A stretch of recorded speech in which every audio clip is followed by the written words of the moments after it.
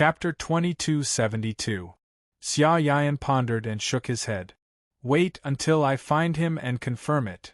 As his voice faded away, Xia Yan took the invitation and left the seventh absolute civilization. At the same time, the sixth civilization, after Miezheng returned, he stabilized the situation in the civilization in the shortest time possible. Then, he gathered more than half of the elites and set up a warship to head toward the number 1 peerless family. After the Heavenly Legacy Cavern incident, the 3rd and 5th peerless family leaders had fallen, while all the core members of the 4th peerless family had died in the Forbidden Zone. Now, there were many empty areas in the 7 civilizations. It was the best time to expand one's strength. The 6th civilization was no exception. Father, why don't we attack the 4th civilization immediately? Instead, we're going to the 1st civilization? Xue Mengfeiyu frowned, not understanding her father's actions. Not only was the 4th civilization very close to them, but all the core members had been wiped out. It was the best time to harvest. At the very least, the 5th civilization was not bad. With the death of the family leader and the interference of the 6th peerless family, they should be able to plunder a lot of resources, right? Was it really worth it to come all the way to the 1st peerless family? Miezheng's eyes were filled with light as he said meaningfully, "The 1st peerless family is a place worth conquering." Why do you say that? Miezheng was old and experienced. His eyes were deep as he said, "If I'm not wrong, the 1st peerless family should be empty now. Not only are the elites in the Heavenly Legacy Cavern gone, but even the elites left in the Sure family have left." On the other hand, although the 4th peerless family leader and core members had all fallen, the core members left in the 4th peerless family were still there. Plundering the 4th peerless family was not as easy as one might imagine. The 1st peerless family was the best choice. After hearing the details, Xue Mengfeiyu felt relieved. She followed her father and used the Wanzong beast. After a few months, they crossed more than half of the 7 civilizations and arrived at the capital of the 1st civilization. However, when they arrived above the capital, Xue Mengfeiyu was shocked to find that the capital was indeed empty. There were not many people from the 1st peerless family. However, the sky above the capital was filled with tens of thousands of warships. At first glance, it was like a huge black cloud covering the sky above the 1st peerless family. When they appeared on the Wanzong beast, the 10,000 huge ships immediately sensed them, and all of them extended their powerful cannons, aiming at them. Even Miezheng's heart was pounding in fear. Although the symbols of these warships had been erased, the 7 ultimate civilizations had fought with the pirates for many years, so how could they not recognize the origins of these warships? Xue Mengfeiyu gasped and said fearfully, This place has already been occupied by the Pirate Alliance?" When Xue Mengfeiyu recalled her experience in the Pirate Alliance, she felt a lingering fear. Fortunately, the pirate warships surrounded them and did not attack. The Snow Swordsman drove a main battleship and quickly approached. Standing on the bow of the battleship, he looked down and said, "So, it's the 6th peerless clan. Wait here and don't move. I'll go ask Cauldron Venerable." Without waiting for them to say anything, the Snow Swordsman returned to the capital of the number 1 peerless clan.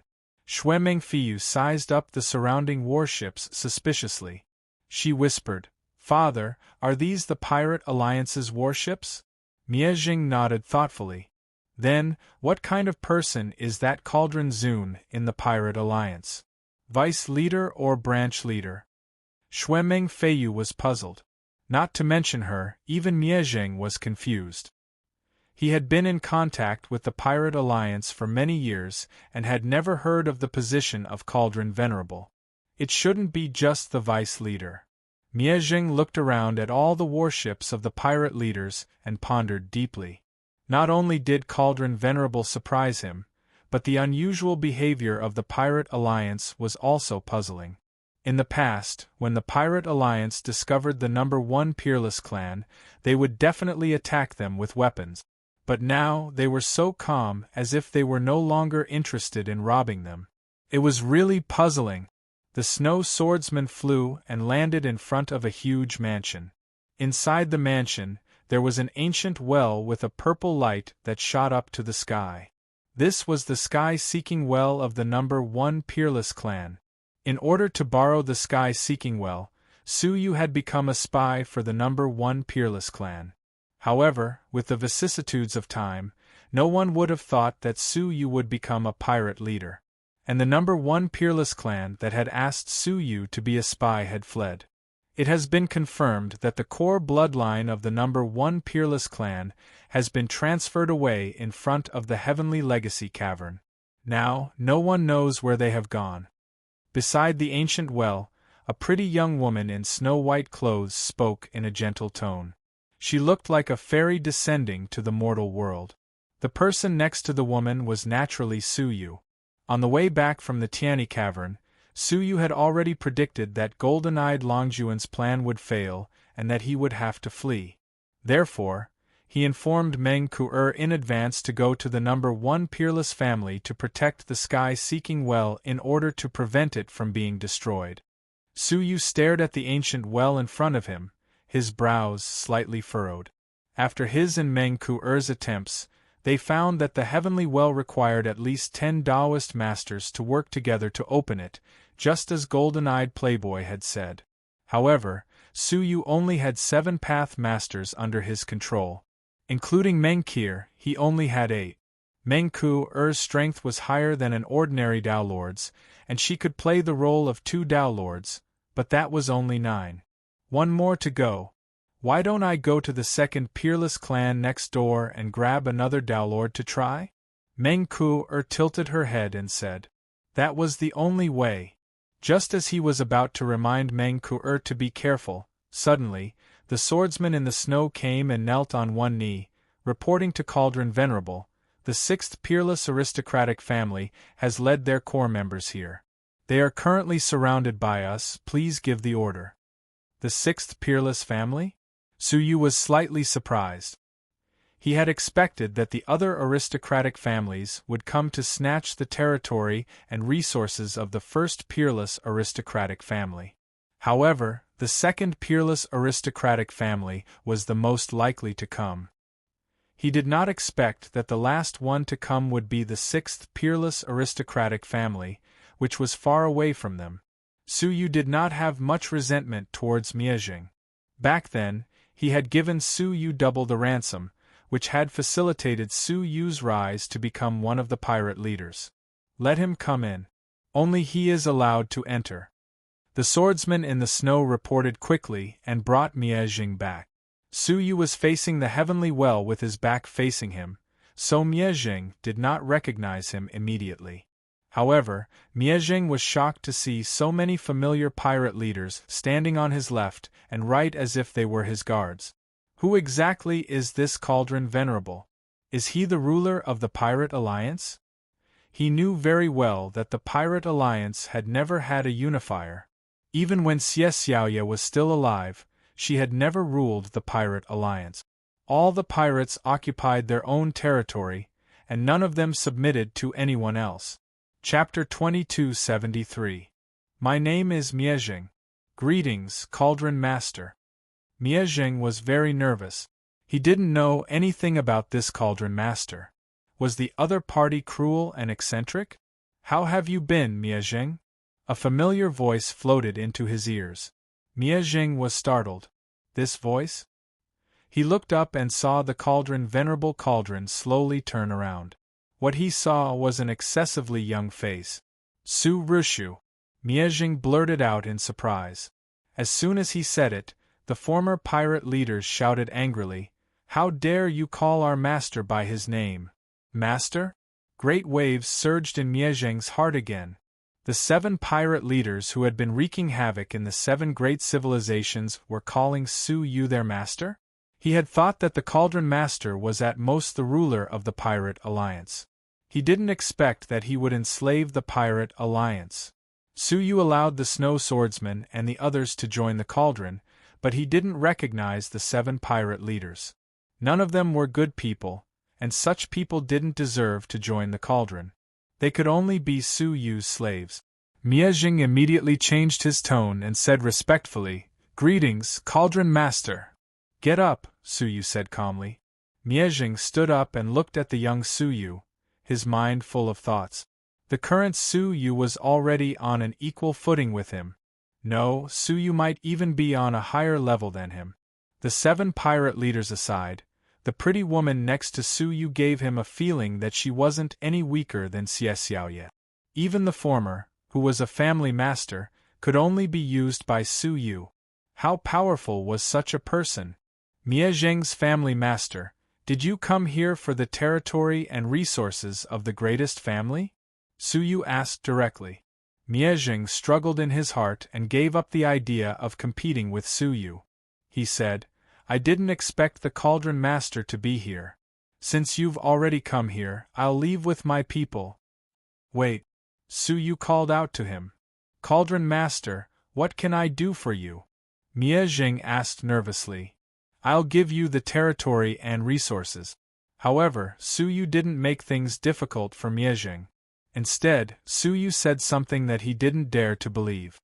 "Cauldron Senior, please state it clearly." Miezheng became even more nervous as he wondered. There's no such thing as a free lunch. Does Su Yu have another request? As expected, Su Yu said, "In exchange, do me a favor." Miezheng's expression turned ugly as he said, "Cauldron Master, please speak." Su Yu couldn't help but laugh. He said, "I want to open the heavenly well, but I'm still short of a path master. Are you willing to help me?" Miezheng had never imagined that it would be such a simple request. "That's all?" Miezheng asked in disbelief. Su Yu retorted, "If you want to impose more conditions on yourself, I won't oppose it." Was it really that simple? Miezheng felt like he was dreaming. "If you don't have any objections, then let's start now," Su Yu said. Although Miezheng did not want to believe it, there was no harm in trying. Miezheng's strength was equivalent to that of 2 Daolords, and he completely fulfilled the requirement of 10 people. The 9 Daolords surrounded the heavenly well and channeled their Daolord powers into it at the same time. Crash! All of a sudden, the sound of huge waves emerged from the ancient well, and the purple light that soared into the sky became even more dazzling. The faces of the 9 Daolords changed instantly. They could sense that their Daolord powers were flowing rapidly into the ancient well. Miezheng's tone was slightly anxious as he said, "Cauldron Master, if you have any questions, ask them as soon as possible. We can't hold on for much longer." Su Yu nodded and took a deep breath. He stuck his head into the mouth of the ancient well and asked loudly, "Where is the Sinful Lady Palace?" "The Sinful Lady Palace is the Sinful Lady Palace sinful." The ancient well was full of echoes. Just as Su Yu was wondering where the so-called answer came from, a weak voice came from the bottom of the well. "It's an 8-star civilization." The voice disappeared in a flash. Fortunately, Su Yu managed to remember it. An 8-star civilization? Which 8-star civilization are you referring to? Su Yu shouted loudly as he asked again. Considering the vastness of the great beginning realm, there shouldn't be only one 8-star civilization. Miezheng slowly withdrew his Daolord powers and said, "Cauldron Master, you don't have to ask anymore. The heavenly well only answers one question every 10 years. You've already used up your chances just now." Su Yu waved his hands reluctantly, signaling the 7 pirate leaders to stop. It wouldn't help if they continued. There were so many 8-star civilizations in the world. Which one was the heavenly well referring to? Su Yu felt a deep sense of dejection. Was this the only answer he could get after working so hard? He sighed deeply and regained his composure. Then, he waved his hands and said, "Let's go. Everyone, retreat." He had kept his promise and left everything to Miezheng. Miezheng was overjoyed. He didn't expect Su Yu would really hand over the first peerless family to him. Seeing that Su Yu was about to leave, Miezheng thought for a moment and said, "Cauldron Master, please wait." "What's the matter?" Su Yu asked absent-mindedly. He only got a vague answer about the specific location of the Sinful Lady Palace. Miezhing said hesitantly, I've heard some rumors about the Sinful Lady Palace. Family Master Miezhing, please enlighten me, Su Yu asked hurriedly. Miezhing said, actually, it's not a secret. I just happened to come across it when I was traveling. He continued, a few decades ago, I took my daughter to visit an old friend in a 7-star civilization. Unexpectedly, the civilization was attacked by a group of extremely powerful Corpse Clan members. Corpse Clan? He hadn't heard any rumors about the Corpse race for a long time. What's strange is that the main intention of the Corpse Clan wasn't to invade the civilization, but to track down the whereabouts of the Sinful Lady Palace. As he spoke, he cast a strange look at Su Yu. The whereabouts of the sinful girl that the Corpse Clan was chasing? Su Yu's heart skipped a beat and he blurted out, what is the name of the leader of the Corpse Clan? Miezhing tried hard to recall. I think it's called Pearl? Bang! Su Yu felt his head explode. The Pearl Female Corpse. When they parted ways in the Sea of Constellations, the Pearl Female Corpse had mistakenly believed that Su Yu had died at the hands of the Sinful Lady Palace. Hence, she had sworn to destroy the Sinful Lady Palace. After nearly 50 years, Su Yu thought that the Pearl Female Corpse had already given up. But who knew, half a year passed like water. It swept away the aspirations of countless heroes and countless memories. But it could not take away the oath that was engraved in the passage of time. Just as the Pearl Corpse had said, she was willing to be like a vine, following the direction of the tree for the rest of her life, spreading into the boundless sky. Even if the giant tree never lowered his head to look at her, he would never regret it. Su Yu's heart trembled continuously, as if he had been electrocuted. 50 years. That's 50 years. What did she rely on to persevere for so long? Was it just because of that oath? And was it worth it for her to do so? Su Yu felt his heart sink, as if it was being weighed down by an extremely heavy boulder. There were unbearable burdens in life, and the Pearl Female Corpse's love was one of them. Chapter 2274. How is she? Where is he now? Su Yu's voice was slightly trembling, and his eyes were extremely focused, showing his emotions. Miezhing was startled, and he wondered, what's wrong with Su Yu? Does he have a deep hatred for the Corpse Clan? Why is he so excited? With a comforting smile, he said, don't worry, Cauldron, Venerable Cauldron. The Corpse Clan is an existence that everyone has the right to kill. Naturally, my old friend would not just stand by and watch. He personally took action and annihilated most of the Corpse Clan. Although he did not manage to kill the female corpse called Zhuji, he left a deep wound on her, making her feel so much pain that she would rather die. As he spoke, he noticed that Su Yu's face was gradually becoming gloomy, which made him feel even more puzzled.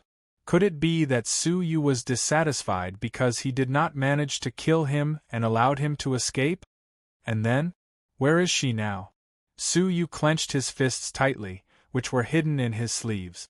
Miezhing said shamefully, although my old friend tried his best, he was still outnumbered. That female corpse went to where the star fixing plate was to look for the Sinful Lady Palace. After getting the information she wanted, she dragged her injured body and left. No one knows where she went. No matter where the corpse race appeared, they would be feared and hunted down. Even so, in order to find the Sinful Lady Palace and avenge Su Yu, Zhuji still went to the 7-star civilization at all costs. As a result, she was besieged by the creatures there and was severely injured in the end. A great feeling of remorse and emotion reverberated in Su Yu's heart. He could not wait to catch up with Zhuji and check on her injuries. Does the time-fixing plate still exist? Here. What kind of civilization is that? Su Yu's tone was a little anxious. Miezhing assumed that Su Yu had found a clue about the Sinful Woman Palace, which was why he was so excited. So, he smiled and said, I'm not sure about that. It's said that it's in a remote area of that civilization. My old friend should know about it. At this point, Miezheng finally revealed his true intentions. I can introduce you to that old friend of mine and take you to the star positioning plate. However, I have a favor to ask of Cauldron Sr. Miezheng had wanted to ask Su Yu for a favor a long time ago. Unfortunately, there had never been a chance. But now, when the conditions were right, success came naturally. Tell me about it. Su Yu looked at him. Miezheng said, Don't worry, Cauldron Venerable Master. I won't delay your journey. It's just a convenience. He took out a letter that he had prepared a long time ago. The letter was sealed with a secret seal. Only Patriarch-level powerhouses could forcefully break through the wax and peek at the content. Once the wax was opened, there was no way to cover the letter again. The recipient would immediately discover that the letter had already been opened. I hope Cauldron Master can hand this letter to my old friend. Miezheng took out the jade pendant that he always carried with him and added a message to it. The message was to introduce Su Yu to his old friend and ask for his help in finding the star positioning plate. Just delivering a letter? Moreover, he was giving it to the person he was looking for. It was indeed something he did conveniently, and it wouldn't delay his main business. All right. Su Yu agreed readily. Miezheng hesitated for a moment and said, My old friend might be a little cold. If he has offended you in any way, I hope Cauldron Venerable won't take it to heart. Cold? The relationship between them was probably very shallow, right? If they really had a deep relationship, why would they need to worry about whether the other party was cold or not? Fortunately, Su Yu didn't intend to rely on Miezheng's favor to ask about the star positioning plate. He would find a way to ask about it himself. What kind of civilization is that? Miezheng took out a rather large painting. There were thousands of twinkling stars on it. Some were bright, while others were dark. One of the stars, which wasn't very bright, had a faint red hue. This is the true legacy of the sixth peerless family, the extraterrestrial true map. It includes all the civilizations in the West regions, Miezheng said proudly. In the entire West regions, there are no more than 10 similar true maps. The extraterrestrial true map referred to the regions outside of the 8-star civilizations. Su Yu's eyes scanned the true map quickly.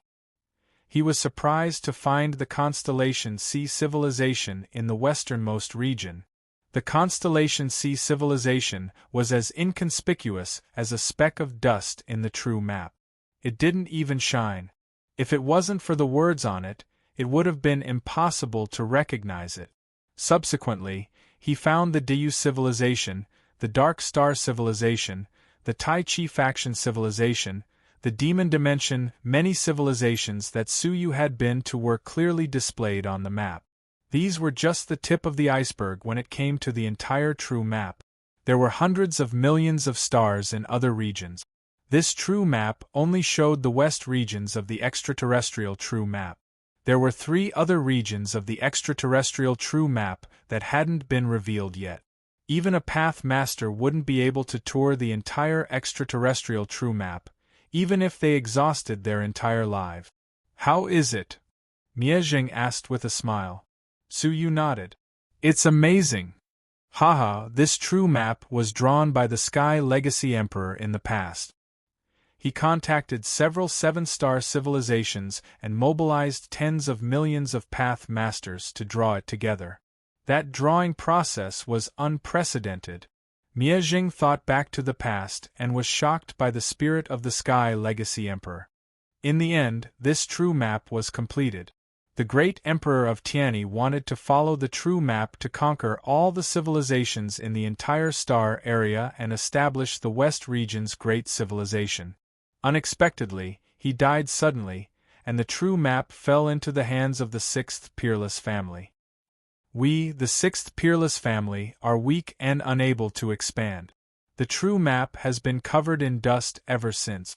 Unifying the entire West regions? The great Emperor of Tianyi was really ambitious. This is the civilization that the Corpse clan invaded. Miezheng pointed at one of the brighter civilizations. This civilization was labeled as the Colored Glaze Civilization, Coincidentally, the colored glaze civilization's neighbor was the Starfire civilization. Thinking of the purple flame demonic woman and the divine flame demonic woman who had been in seclusion for many years, Suyu felt slightly fearful. He took a closer look and was surprised to find that there were 9 civilizations that were as bright as the colored glaze civilization and the Starfire civilization. The 9 civilizations formed a giant circle. In the center of the circle there was a dazzling, enormous civilization. The radiance it emitted was so bright that it almost overwhelmed the other 9 civilizations. "What civilization is this?" Suyu asked in surprise. This civilization was the only one that was not labeled. Miejing looked at where Suyu was pointing and said, "It's the mysterious Dao Palace." Suyu knew about the Yellow Dao Palace. It was an organization that existed in the regions of 6-star civilizations and below. It was responsible for managing the civilizations within its jurisdiction. But the mysterious Dao Palace, was it the organization responsible for managing the 7-star civilizations? The mysterious Dao Palace gathers the strongest people in the entire West region. Their existence is to maintain the overall balance of the West region. Once a destructive force that is too powerful appears, they will be mobilized. It was just as he had expected. "How powerful are they?" Suyu asked. Miejing's face trembled slightly as he said, "They are very powerful. The great Emperor of Tianyi once challenged the weakest Path Master in the mysterious Dao Palace. In the end, he was defeated by a single strike." Suyu's heart skipped a beat when he heard this. Even a powerful person like the great Emperor of Tianyi couldn't defeat a single strike from the weakest Path Master in the mysterious Dao Palace? What kind of people were in the mysterious Dao Palace? Seeing that Suyu was interested in the mysterious Dao Palace, Miejing said, "With your talent, if you want to join the mysterious Dao Palace, you will definitely become a disciple there." Suyu's talent was one of the best in the 7 unique civilizations. Entering the mysterious Dao Palace and becoming a disciple, there was no doubt about it. "Maybe," Suyu said calmly. He didn't want to talk about the mysterious Dao Palace anymore. Suyu had always been wary of mysterious organizations like the Path Master Palace. "Tell me the specific contact information of your old friend. I will set off for the colored glaze civilization right away," Suyu said. Miejing handed over the relevant information. Suyu immediately led his people away from the 7 unique civilizations and stepped into the boundless Tai Chu civilization. "Cauldron Master, are we going to give up on the 7 unique civilizations?" the Snow Swordsman asked. The 7 unique civilizations were in a state of chaos where the various forces were redividing their territories. It was a great opportunity for the Cauldron to take root here. How could Suyu give it up? Suyu narrowed his eyes slightly and said, "I will come back again." He turned around and looked at a place in the 7 unique civilizations. A few months later, Xia Yian appeared in the first peerless family, his brows furrowed. In the past few months, he had gone to the Pirate Alliance's base. To his surprise, the base had been destroyed and the Pirate Alliance was nowhere to be found. Then, he returned to the 7 unique civilizations and went to many families, but he didn't find any trace of the Pirate Alliance. Finally, he came to the territory of the first peerless family. Not long after he appeared, Miejing, who had sensed his aura, came over. He said with fear, "Why are you here?" Xia Yian said calmly, "Don't worry. I am not interested in occupying the territory for the time being. I am here to ask about someone." "Go ahead." Miejing's expression softened. "Su Rushu?" "Su Rushu." Miejing was surprised. Seeing his expression, Xia Yian asked hurriedly, "Have you seen her before?" Miejing thought for a moment and didn't hide anything. He told him that he had already gone to the colored glaze civilization. "I'm too late." Xia Yian sighed. Miejing's eyes turned as he wondered why Xia Yian was looking for Suyu. At that moment, Xia Yian stared at Miejing for a while and said, "Fine. Since you are here, I will officially inform you that you must send your daughter to my house in half a year. I will not wait for her if you are late." Miezheng was puzzled by these strange words. Xia Yan took out an invitation letter and showed it to him. Seeing the invitation letter, Miezheng was shocked. Is this an invitation letter from that place?" Xia Yan said. "You must send it to her within half a year." Then, without further explanation, he left immediately. Miezheng was left alone, overjoyed. "Guards!" he ordered immediately. Several path masters came up to him. "You can decide what to do next. I have urgent matters to attend to, so I must leave." Miezheng looked extremely anxious. He didn't even say anything before he left with the confused Xue Mengfeiyu, heading straight for the seventh peerless family. Everyone on the scene was stunned. In order to seize the territory and resources of the first peerless family, Miezheng had used more than half of the sixth peerless family's power. Now, at such a critical juncture, he was abandoning it? What could be more important than expanding the family's territory? Chapter 2275. At that time, Suyu stepped into the vast void. After 10 years, he finally arrived at the Colored Glaze civilization, one of the 9 great civilizations of the Western region. For 10 years, he was immersed in the study of the true map of the Western region. Not only did he know the location and details of the main civilizations, but more importantly, he found something very surprising in the true map. If all the zodiac palaces on the true map were connected by lines, it would become a chessboard. This discovery really surprised Suyu. Every line was perfectly straight and orderly. It was definitely not a coincidence. Instead, it was a giant hand that had created the heavens and earth. The most surprising thing was that all civilizations were pawns on the chessboard.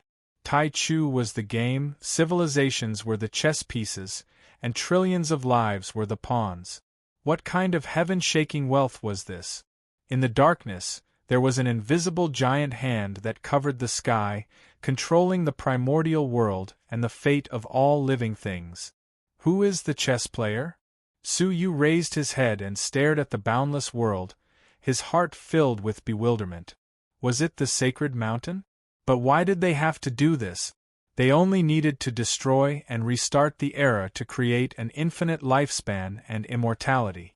After 10 years of thinking, he still could not get an answer. Cauldron Master, the Colored Glaze civilization has arrived.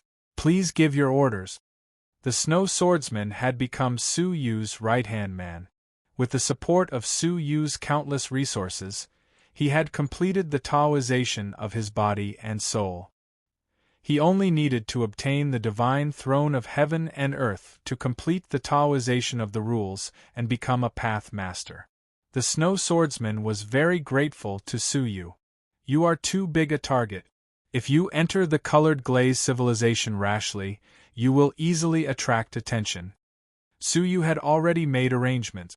He pointed to a small civilization on the true map that was very close to the Colored Glaze civilization. "All of you stay here and be ready to fight." He had an intuition that the trip to the Colored Glaze civilization might not be smooth. It was better to make arrangements early. Yes. Thousands of warships sailed away, and Suyu arrived at the Colored Glaze civilization alone. As soon as he landed, Suyu felt a stabbing pain in his body. The cold penetrated deep into his bones. Even though Suyu's physique was stronger than that of a family master, he still felt extremely uncomfortable. Looking up, he saw a land of ice and snow. It was dead silent, empty, and cold. It is indeed as described. The Colored Glaze civilization is covered in ice and snow all year round, and the environment is extremely harsh, Suyu murmured softly. He looked around and locked his gaze on a cypress pine that could be seen everywhere. The cypress pine had already frozen into ice, but there was a pink flower growing at the top of the tree. Ignoring the bitter cold, it fluttered in the wind. With a flick of Suyu's finger, the flower was teleported to Suyu's palm. This was the unique cold-resisting element of the Colored Glaze civilization. It was born in a land of extreme cold. It could resist the cold and grow because there were special cold-resistant ingredients in its body. If a person swallowed it, they could use the ingredients inside to resist the cold. However, Suyu did not swallow it. Instead, he crushed it. Ordinary people couldn't see it, but Suyu could see that there was a faint wisp of fortune energy within the flower. Naturally, there would be no remnant chi of creation left in the affairs of nature. Only when man was created by nature could such a scene occur. These cold-warding fumes should have been created by someone. Unless absolutely necessary, it was best not to consume it rashly. He only needed to secretly activate the divine dragon Taoism body and cover the surface of his body with a layer of dragon scales, and he would be able to completely resist the local cold. Dong dong, several muffled sounds cut through the icy silence. Suyu looked into the distance and saw a snow-white giant ape the size of a mountain leaping tens of millions of miles. In front of it, two panic-looking young people were running for their lives. The two young people were a man and a woman. The man looked ordinary, but the woman was amazingly beautiful. Only Xue Meng Feiyu and Bai Yun Hong Xian from the 7 unique civilizations could be compared to her. Moreover, their clothes were extraordinary. They were all Taoist artifact fairy embryos. As they ran, they attacked behind them. Both of their cultivations were not weak. Both of them were strong men who had achieved the Tao of physique and soul. They were extremely powerful with Taoist artifact fairy embryos in their hand. The strength exerted by each of them was comparable to that of an ordinary path master. In the 7 unique civilizations, there was only one such young man like Xiaorukan. However, as soon as he came to the colored glaze civilization, he met 2 of them at random. The colored glaze civilization was worthy of being one of the 9 great civilizations of the Western region. The depth of their heritage was incomparable to that of the 7 unique civilizations. However, the giant ape's strength was amazing. It was almost at the level of a family master. Their attacks could only cause minor injuries to the giant ape. Not only did they not stop the giant ape's attack, but they also provoked it to attack even more crazily. It grabbed 2 icebergs from the ground and threw them forward. The giant ape's attacks were fierce and accurate. How could the physiques of the 2 young people compete with the giant ape of the family master level? Moreover, apes had always been known for their physique. Their strength was even greater than that of the path masters of the family master level. After just a few hits, the Taoist artifact fairy embryos on their bodies could not withstand it and were all smashed. The 2 of them spat out a mouthful of blood and were buried in the ice and snow. They were seriously injured. The giant ape roared and patted its chest. It jumped up and was about to attack again. Suyu was unmoved. He had no intention of attacking.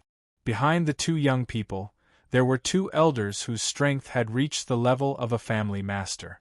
They were secretly protecting them. They should be people who are training, Suyu said calmly. Suyu said indifferently, however, I'm afraid that the 2 family master level elders won't be able to deal with this giant ape. In the past 10 years, he had not only studied the true map, but he had also learned many things. This included the rare snow-white giant ape. This ape was called the Nightmare Dragon Snow Ape, and it had part of the Dragon Clan's bloodline. Under normal circumstances, it would be in the form of a giant ape. Once it felt threatened, it would activate the Dragon Clan's bloodline and transform into a half-dragon half-ape existence. Its strength was boundless, and it was far greater than the experts at the level of a family master. The Nightmare Dragon Snow Ape was very rare, and it was not even recorded in most ancient books. The 3 people in front of him must have treated it as an ordinary giant ape and used it as a training object. Little did they know that the 2 young people were already in danger. The 2 experts at the level of a family master would not be able to save them. Seeing that they were in danger, the scales on Suyu's body suddenly opened and emitted an intense Dragon Clan's aura. The furious Nightmare Dragon Snow Ape felt a reaction from its bloodline and was startled. It then roared several times in Su Yu's direction. After hesitating for a while, it finally stopped and escaped with large strides. Su Yu had absorbed dragon blood many times, and the dragon clan's bloodline in his body was much more abundant than that of the nightmare dragon Snow Ape. Due to the fear of its bloodline, it naturally avoided Su Yu. It was precisely because of this that the two young people were saved. Su Yu did not take another look at it. He turned around and was about to use the space domain to leave. Unexpectedly, two elders blocked Su Yu's way. One of them had green hair, while the other wore a red dress. They were both looking at Su Yu with unfriendly gazes. "Were you the one who scared the nightmare dragon Snow Ape away?" The red-dressed female path master questioned him. Before the nightmare dragon Snow Ape left, it had roared loudly in Su Yu's direction. "Scared away? It should have been scared away, right?" "You can say that." Su Yu did not explain further. Chapter 2276. The beautiful woman rebuked Su Yu. She had a snow-white chin, which made her look like a peacock. The man who had come with her also furrowed his brows, blaming Su Yu for being meddlesome. Su Yu touched his nose. "I saved you, yet I'm being blamed? Who cares about your saving?" The woman had a vile character. She pointed at the two pathmasters behind her and said, "With them here, why would a mere half-path master like you need to save them? Mind your own business." Good karma didn't necessarily reap good result. After experiencing so many hardships, Su Yu was already used to it. That was a nightmare dragon Snow Ape. If it really showed its power, you might not have been able to escape. He didn't argue, nor did he try to defend himself. He just gave a simple explanation. "Oh, it turned out to be such a powerful beast, yet it was scared away by you. You're really powerful." The woman obviously didn't agree with Su Yu's explanation. Su Yu shook his head inwardly. He felt like he had said too much. What was there to explain to ignorant people? It was just a waste of breath. He cupped his fists at the four of them. "Since you're fine, I'll take my leave." As he spoke, he turned around and left. "Humph! You scared away the giant ape we were training with. Where do you think you're going if you don't compensate us?" The woman's figure flickered and blocked Su Yu's way. This woman. She doesn't know how to be grateful after being saved, but she's making things difficult for her benefactor? Su Yu's gaze became indifferent. "How? Invite it back?" Seeing that Su Yu wasn't remorseful at all, she placed her hands on her waist and glared at him. "Lad, do you know who I am? How dare you talk to me like this?" Judging from her stubborn and unruly temper, it was obvious that she had a powerful background. Usually, a stubborn and unruly person like her, who didn't have a powerful background, would have died many times in a world full of martial artists. "First, I don't know who you are, and I don't want to know. Second, I've always been like this. It's up to you whether you want to listen to me or not," Su Yu said calmly. "Third, you're on your own." As he spoke, Su Yu continued walking forward, not caring that she was blocking his way. The stubborn woman pursed her lip. "I don't believe there's anyone in this world that I can't deal with."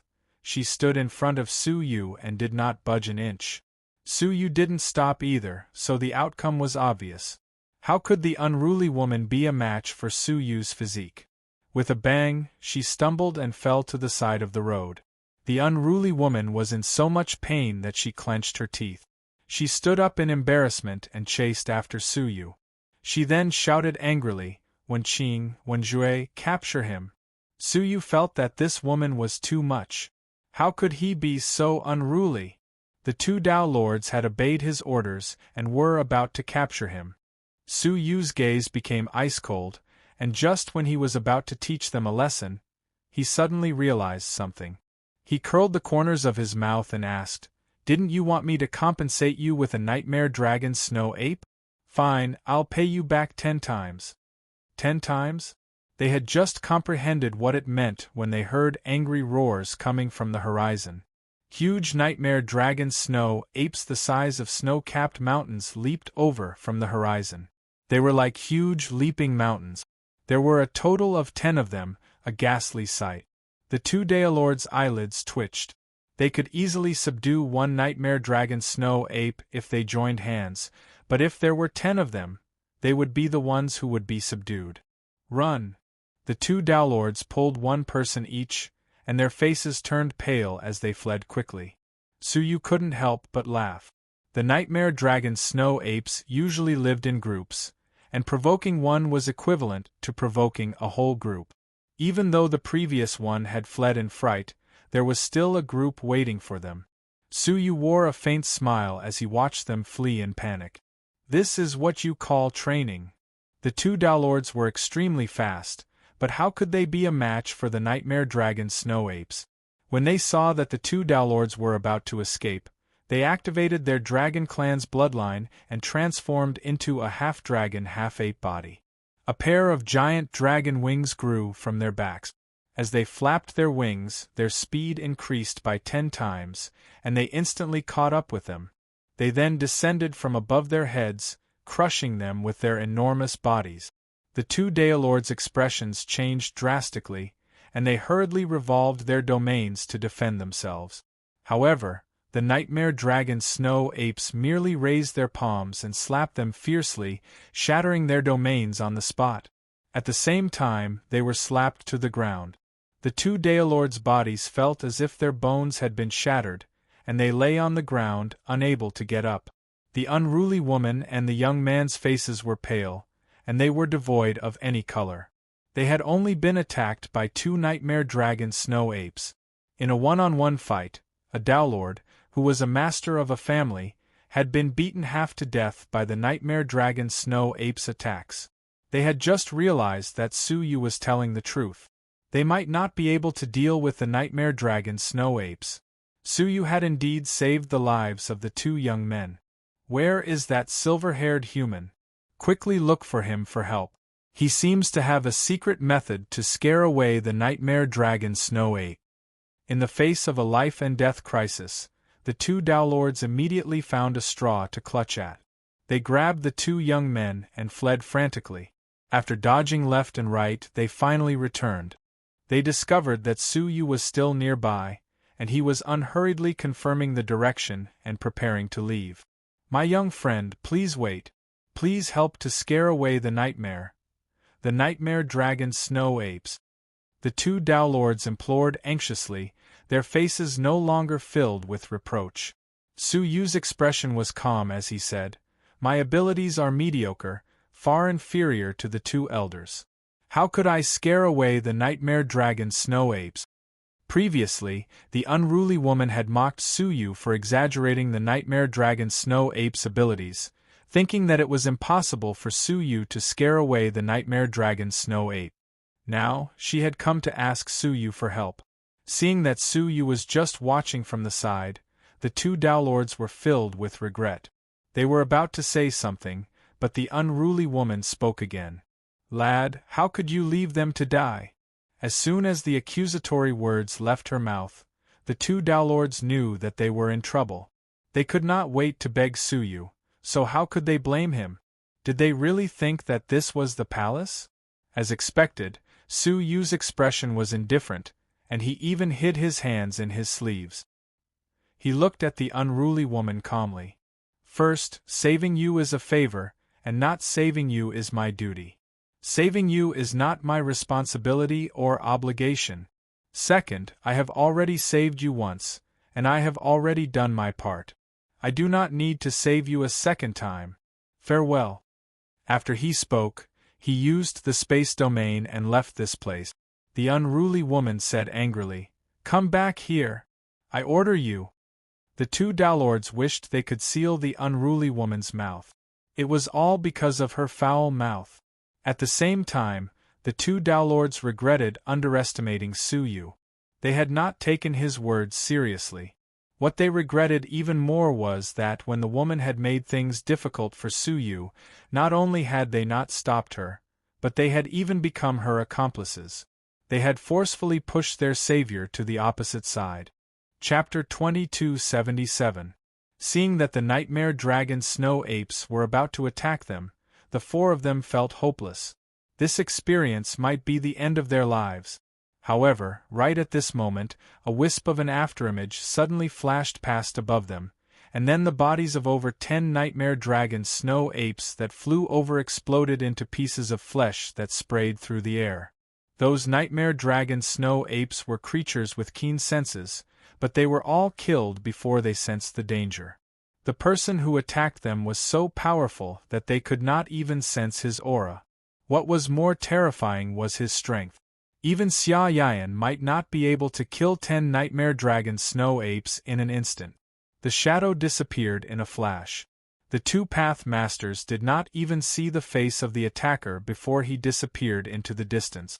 The people who had just passed the gates of hell felt their hearts beating wildly, and they could not suppress the fear. Just a little bit more and they would have all died here. Sigh, the two of us failed His Majesty's trust. We needed His Majesty's help to save us. The female Pathmaster, Wenqing, sighed deeply. In the territory of the Nightless Empire, who else would have such power and be willing to save the princess other than the current emperor? Father, why didn't you help us earlier? I was scared to death just now. The unruly woman patted her chest. She was the second princess of the Nightless Empire, Princess Qianyu. His Majesty just wanted to give the princess enough training, Wenqing said. Princess Qianyu stood up and shook off the ice on her body. She thought of Suyu, and hatred grew in her heart. She said, "Was that person a citizen of our empire? Damn it, how could he leave me in danger? I will make him pay for this.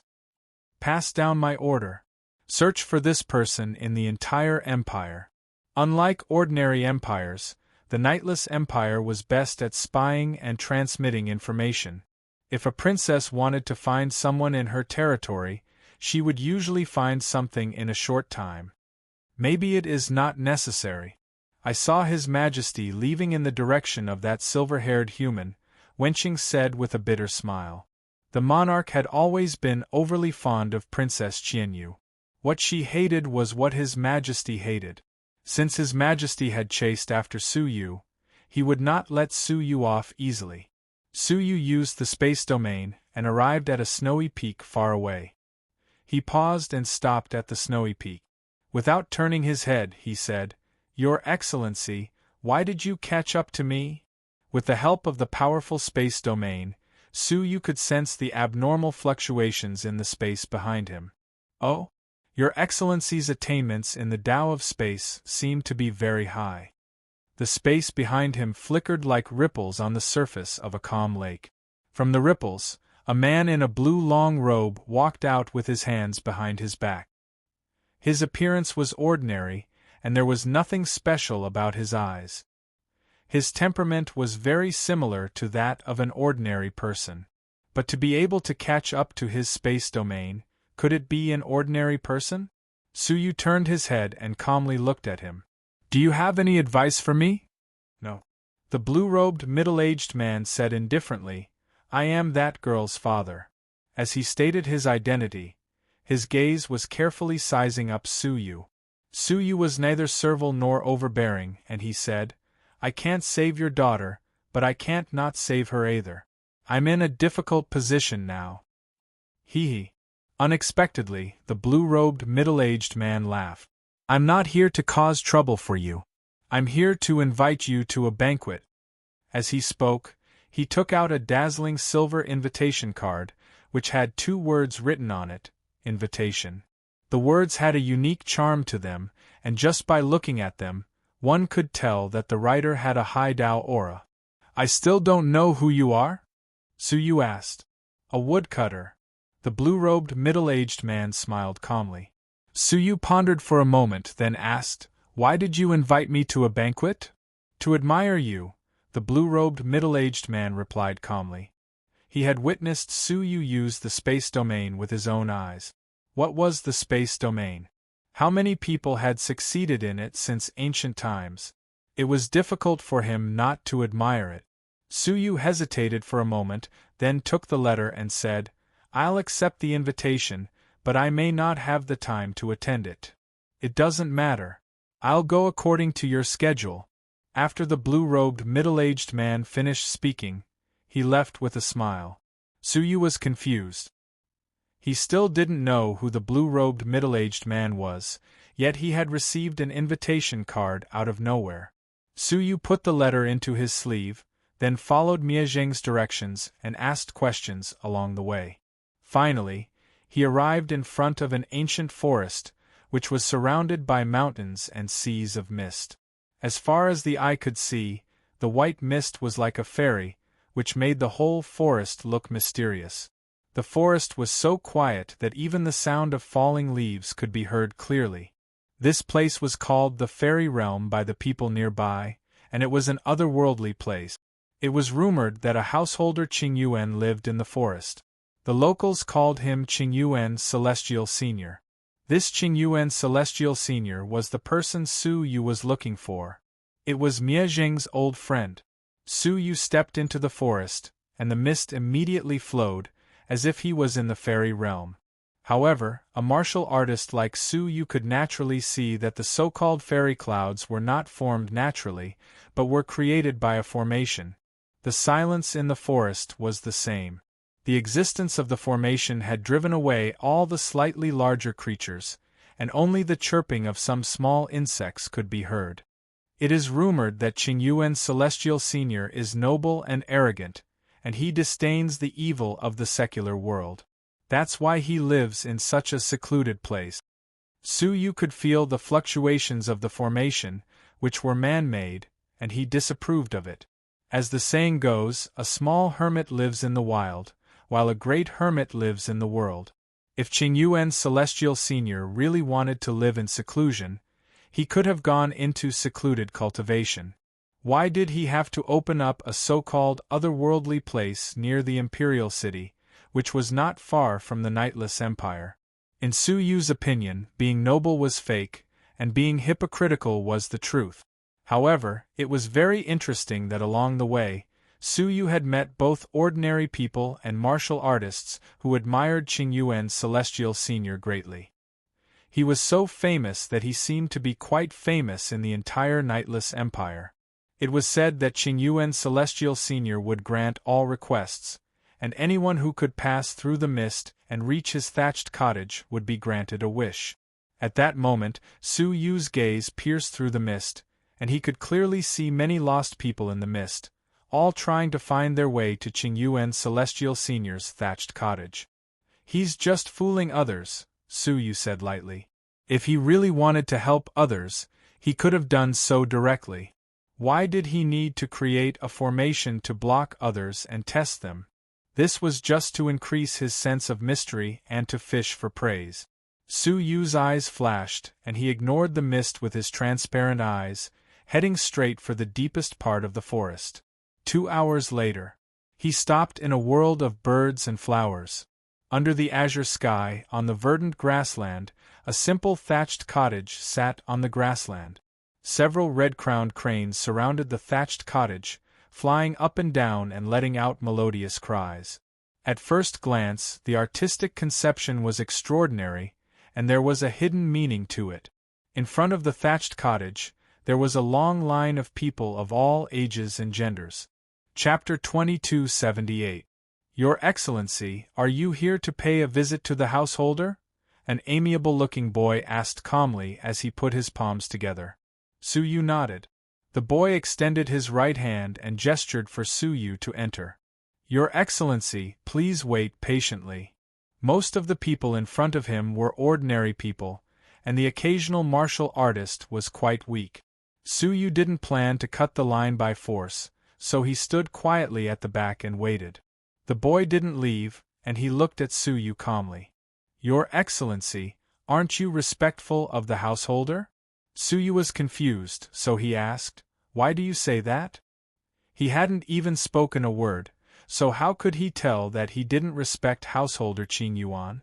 The boy pointed at the group of people kneeling on the ground and said, "They are the ones who are truly respectful." Su Yu was the only one who was standing, while the rest were kneeling. "Do I need to kneel to show my respect?" Su Yu couldn't help but laugh. How could an otherworldly expert need others to kneel to show his respect? It was just as Su Yu had expected. Living in seclusion was just a facade. Your Excellency, I can't do anything about it. I just want to remind you that you must respect householder Qin Yuan. After saying that, the boy turned around and returned to the cottage with a smile. Su Yu didn't take it seriously, so he waited quietly. At that moment, several people finally passed through the fog and reached the cottage. They were kneeling on the ground with excited and pious expressions, waiting for householder Qin Yuan to receive them. 3 fated people, please come inside. It should have been Su Yu's turn to enter, but the boy arranged for the 3 of them to enter first. First come, first serve.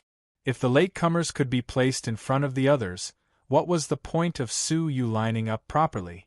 Su Yu shook his head in disappointment when he saw that the boy was purposely targeting him. He had come here this time because he was hoping for something. If Miezheng's old friend was easy to talk to, he wouldn't mind giving him some opportunities. During the 10 years he had been traveling, Su Yu had entered the Taishuxian Palace many times and found many objects filled with absolute beginning energy. These things were irreplaceable treasures for the Path Masters, and they were difficult to find in the outside world. It was a pity that he hadn't even seen this person's face before the boy made things difficult for him. Su Yu shook his head and took out Miezheng's letter. He then said calmly, Householder Qin Yuan, I won't be meeting him. Please pass this letter to him. Well, it's not mine. It's a letter that an old friend of his asked me to pass to him. His main purpose in coming here was to deliver a letter. He didn't expect Householder Qing Yuan to lead him to the star positioning plate. He had asked around along the way and learned that the Lazuli civilization had a Star Alliance Chamber of Commerce. This meant that he could easily obtain information. It was nothing more than spending a little more money. Don't you have a favor to ask of Householder Qing Yuan? The boy was clearly stunned. Almost everyone who came here had a favor to ask of Householder Qing Yuan. Su Yu replied indifferently, I don't think there's anything that needs to be requested of him. With Su Yu's power and wealth, it would be better for Householder Qin Yuan to beg him. After he finished speaking, he stepped on the grassland and walked into the forest. After taking a few steps, a clear and indifferent voice came from the thatched cottage. Isn't it good to have friends coming from afar? The letter in the boy's hand suddenly flew up and into the thatched cottage. After a moment, a skinny old man with a head full of white hair, who was dressed in green clothes, walked out leisurely with a horsetail whisk in his hand. He was expressionless, and he seemed calm and indifferent. At first glance, he had the demeanor of a celestial being. When the people in front of the thatched cottage saw this person, they all kowtowed and shouted, Lord Qing Yuan! He was the person Su Yu was looking for. Little friend, since you're a friend of the Miezheng family's master, you're also my friend. Please come in.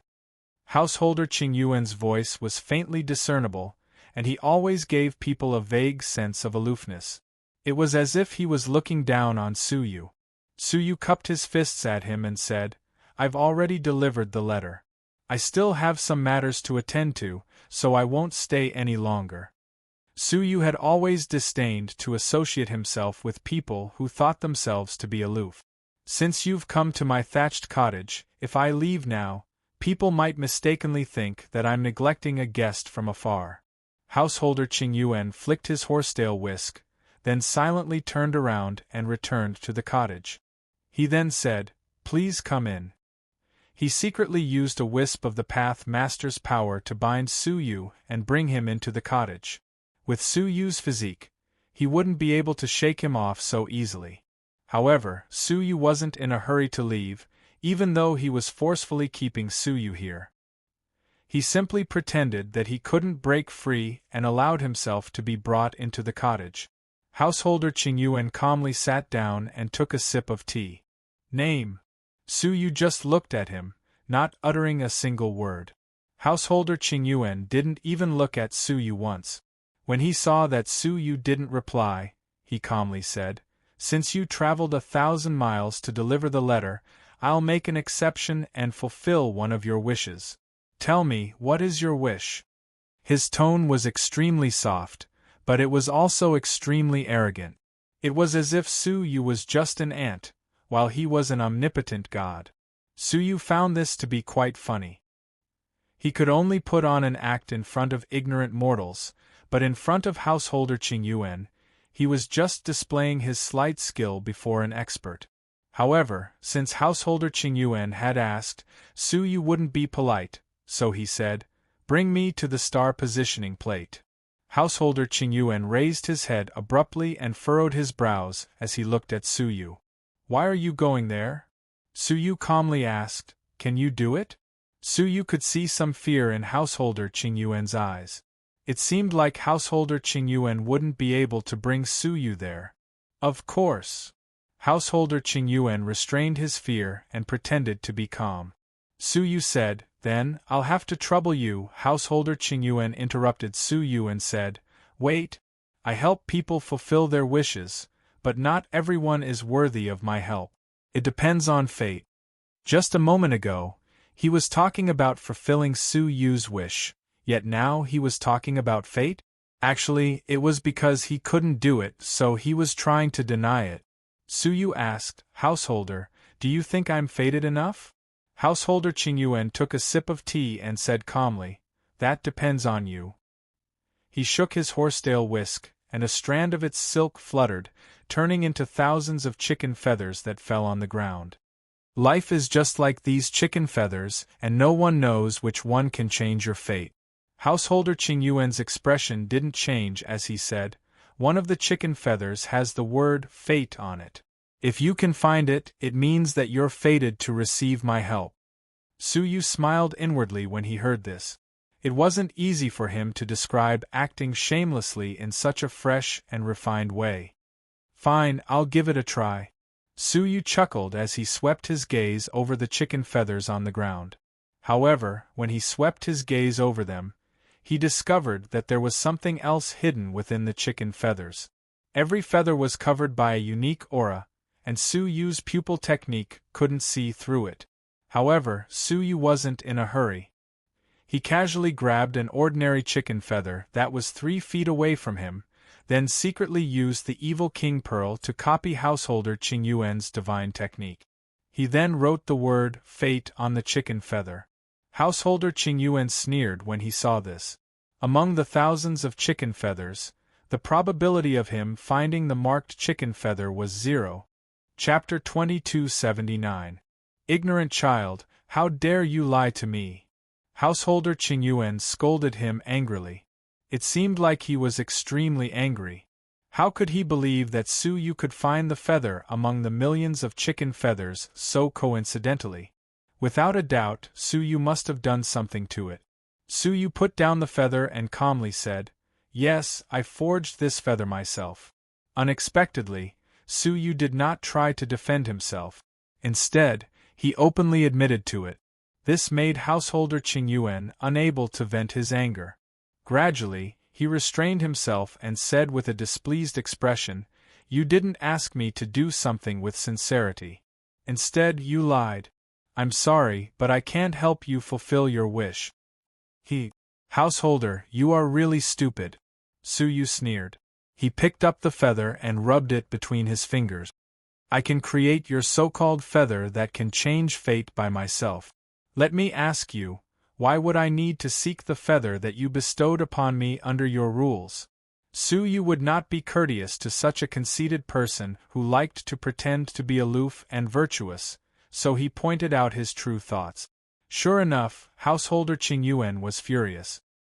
He squinted at Su Yu and said, "Young lad, I will forgive you this once, considering that you killed the Jing family master. If you dare to speak carelessly again, I will." Su Yu was not even interested in hearing him out. He interrupted him and said, "I had already decided to leave, but you insisted on helping me with something. Now that you can't do it, you're trying to play tricks on me. Now that you've been exposed, you're angry out of humiliation." He stood up slowly, his eyes filled with disdain. "To be honest, I feel that maintaining the image of the Qing Yuan Celestial Venerable is quite tiring. Since you killed the Jing family master, I won't make things difficult for you. You're on your own now." If Su Yu wanted to embarrass him, it would be too easy. In front of all the people who respected him, he beat him up, completely destroying his image as a scholar. However, since he had killed Jing family master, Su Yu was too lazy to do so. Ignorant child. Householder Qing Yuan slammed the table and stood up.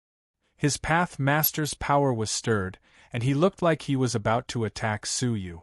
Su Yu wore a faint smile. I advise you not to be rash. As he spoke, he casually lifted the curtains and left the thatched cottage. Layman Qing Yuan's face turned livid. After struggling for a moment, he slowly retracted his Dao Lord's power and snorted inwardly. You think I won't dare to attack you just because there are so many people around? You're smart. It was obvious that he had misunderstood Su Yu's intentions. Su Yu had asked him not to act rashly because he didn't want him to suffer a beating. He wasn't threatening him with his image. I'm a dignified layman, Qing Yuan. Do you think I can't do anything to you? He couldn't take this lying down. An idea occurred to him. Didn't you want to ask about the time-fixing compass? Sure. Xiaoluan, come in. The boy from before immediately bowed and said respectfully, What can I do for you, sir? Inform the Star Alliance Chamber of Commerce to strictly block the information about the time-fixing plate. Yes. Only a few people knew about the star positioning plate. Householder Qing Yuan was one of them, and the intelligence department of the Star Alliance Chamber of Commerce knew about it. The rest were the super forces of the Nightless Kingdom. Su Yu was an outsider, so if he wanted to obtain information about the time-fixing plate, he could only do so through the Star Alliance Chamber of Commerce. If the Star Alliance Chamber of Commerce was locked down, where could Su Yu find information? You'll definitely come back and beg me in less than 10 days. Householder Qing Yuan felt much better and smiled lightly. But even if Su Yu really came back to beg him, he wouldn't help him. All he wanted was to vent his anger. After handing over Mie Zheng's letter, Su Yu arrived at the capital of the Nightless Kingdom. The capital was bustling, and businesses controlled by the Star Alliance Chamber of Commerce could be seen everywhere. Among them was the Intelligence Department. As soon as Su Yu entered, a white-haired old man welcomed him warmly.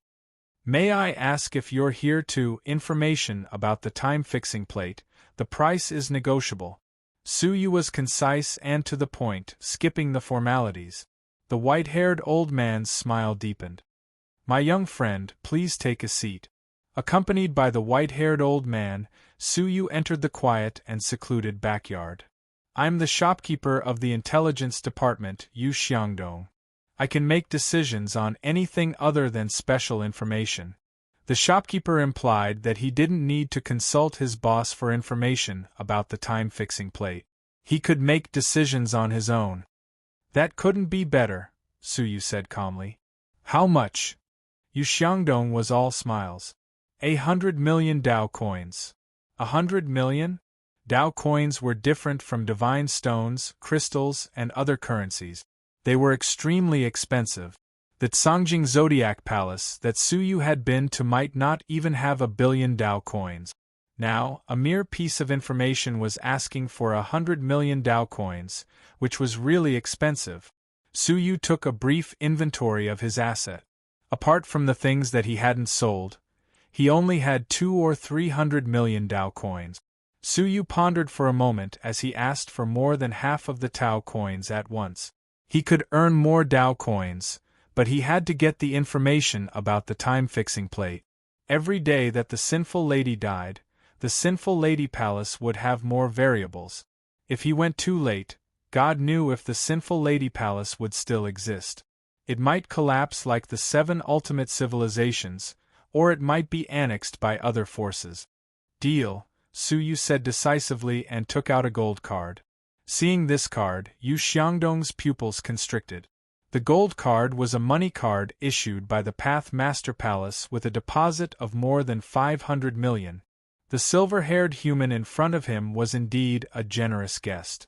Yu Xiangdong rubbed his palms and said with a smile, According to the rules of our intelligence business, you pay first, then you give me the information. Information was different from other goods. If it was ordinary goods, they could still snatch the goods back if the guest changed his mind after getting the goods. However, if the guest changed his mind after learning about the information, how could they get it back? Su Yu knew that this was indeed the rule of the intelligence business, so he transferred 100 million Dao coins to the other party with the money card. Yu Xiangdong's heart relaxed, and his mood became much more relaxed. This was a big deal. Sir, please wait for a moment. I will go to the treasure house to get the relevant information scroll. All the information about the time-fixing plate was sealed in the treasure house. He didn't know the specific content. Please be quick. Su Yu nodded lightly. Yu Xiangdong strode quickly to the back hall. Unexpectedly, when he reached the middle of the courtyard, a shop assistant walked up quickly and said in a low voice, "Shopkeeper, householder Qingyuan's boy is here." The shopkeeper's face turned solemn, and there was a hint of fear in his eyes. "Where is he?" "In the front yard." "Please enter the back hall quickly." The shopkeeper looked hesitantly at the guest hall where Su Yu was and said, "I will go and receive him personally. You take good care of this young man." After saying that, he left Su Yu behind and hurried to the front yard. In the guest hall of the front yard, the boy was playing with a valuable ornament in the guest hall leisurely. "Hey, what brings Lord Shaoluan here?" The shopkeeper was all smiles, as if he was addressing the boy as an equal. The boy, who had been obedient and calm in the thatched cottage, had one hand behind his back at the moment, giving off an air of arrogance. As he continued to play with the ornament, he said indifferently, "Of course I am here under the orders of the householder." Chapter 2280. The Star Alliance Chamber of Commerce was so powerful that they did not need to give face to anyone. Only a few top experts and some special people of their civilization could do so. Qin Yuan was not a top expert, but he was definitely a special person. He was the teacher of Princess Qianyu, the second princess who was favored by the king. The Nightless Kingdom had once asked Qin Yuan to be Princess Qianyu's teacher for a period of time. Even now, Princess Qianyu still respected Qin Yuan and allowed him to enter her residence freely. Such a person could easily influence the thoughts of the second princess and often see the king. It was evident how important he was. Many people would ask Qin Yuan for help if they wanted to do something. That included the Star Alliance Chamber of Commerce. It was all thanks to householder Qingyuan's recommendation that they were able to take root in the Nightless Kingdom and gain a foothold there. The Star Alliance Chamber of Commerce naturally had to treat him politely. If they made him unhappy and slandered Princess Qianyu, it would be difficult for the Star Alliance Chamber of Commerce to move forward. Therefore, when the shopkeeper found out that the boy was here to convey Qin Yuan's message, he treated him cautiously. "What orders do you have?" The boy did not even turn his head and said calmly, "You said that you must seal a piece of information and not sell it for now." The shopkeeper's heart sank. It was just sealing off a piece of information, it wasn't difficult at all. Similar situations were often encountered in the intelligence industry. Some influential people did not want certain information to be leaked. They would pay a high price to ensure that the intelligence industry could not sell certain information. The shopkeeper felt that Qin Yuan's request was easy. He smiled and asked, "May I ask what information you want to seal?" Shaoluan said calmly, "The star-fixing plate." The shopkeeper's expression became strange when he heard the word. Someone had come to buy it, and Qin Yuan wanted to seal the information? His expression froze and he asked hesitantly, "When do we execute it?" "Now, immediately, immediately," Shaoluan said firmly. The shopkeeper looked troubled and said honestly, "To tell you the truth, a customer has already bought this information and offered 100 million Dao coins." Shaoluan rolled his eyes. "What does the customer look like?" The shopkeeper told him the truth. Shaoluan's face darkened when he heard the description. "Have you sold it to him?" "No." The shopkeeper saw the change in Shaoluan's expression and immediately said, "Lord Shaoluan, my customer, Xiao Luan put his hands behind his back and snorted. He is ungrateful. Householder Qingyuan helped him out of kindness, but not only did he not appreciate it, he even insulted Householder Qingyuan. He came to you looking for information about the star positioning compass. You must not give it to him. Insult Householder Qingyuan? How dare you? In the entire Nightless Kingdom, how many people would dare to insult Householder Qingyuan? That silver-haired human boy really didn't know the immensity of heaven and earth. The shopkeeper understood why Householder Qingyuan wanted him to keep the information a secret. However, he said awkwardly, "But he's already paid." Looking at the displeased boy, the shopkeeper immediately had an idea and said, "I'll return the money and cancel this deal." Unexpectedly, the boy said with a smile that was not a smile, "Shopkeeper, you actually let a duck that delivered itself to your doorstep go?"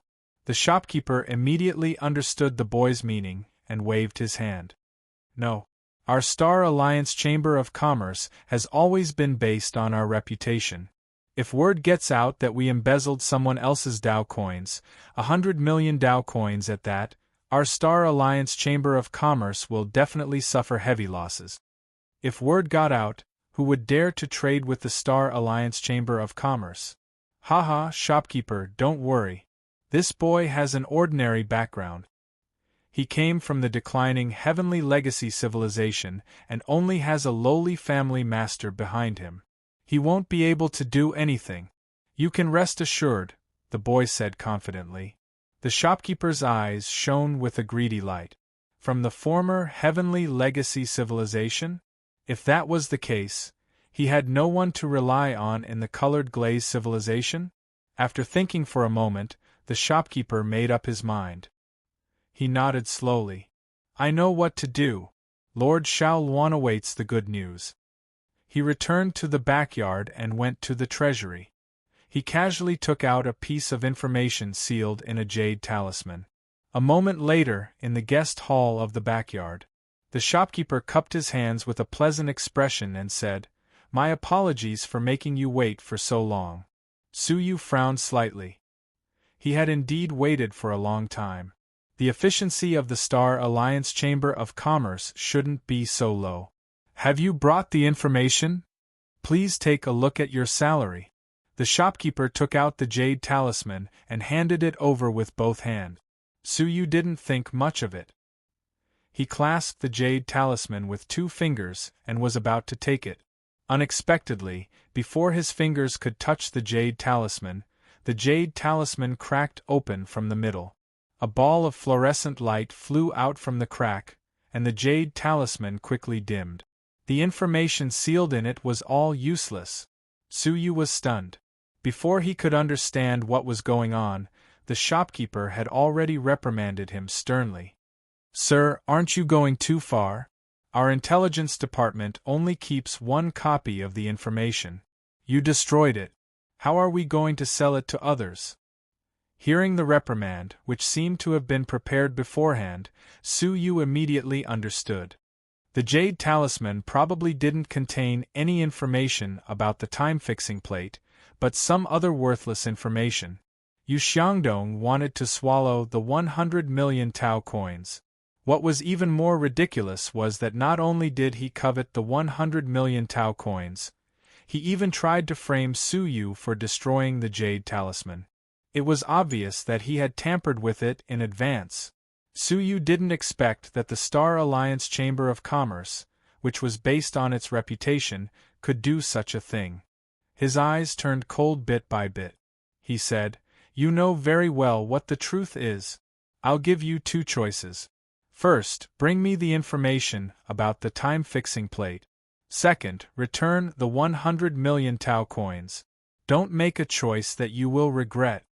Yu Xiangdong sneered, disapproving in his heart.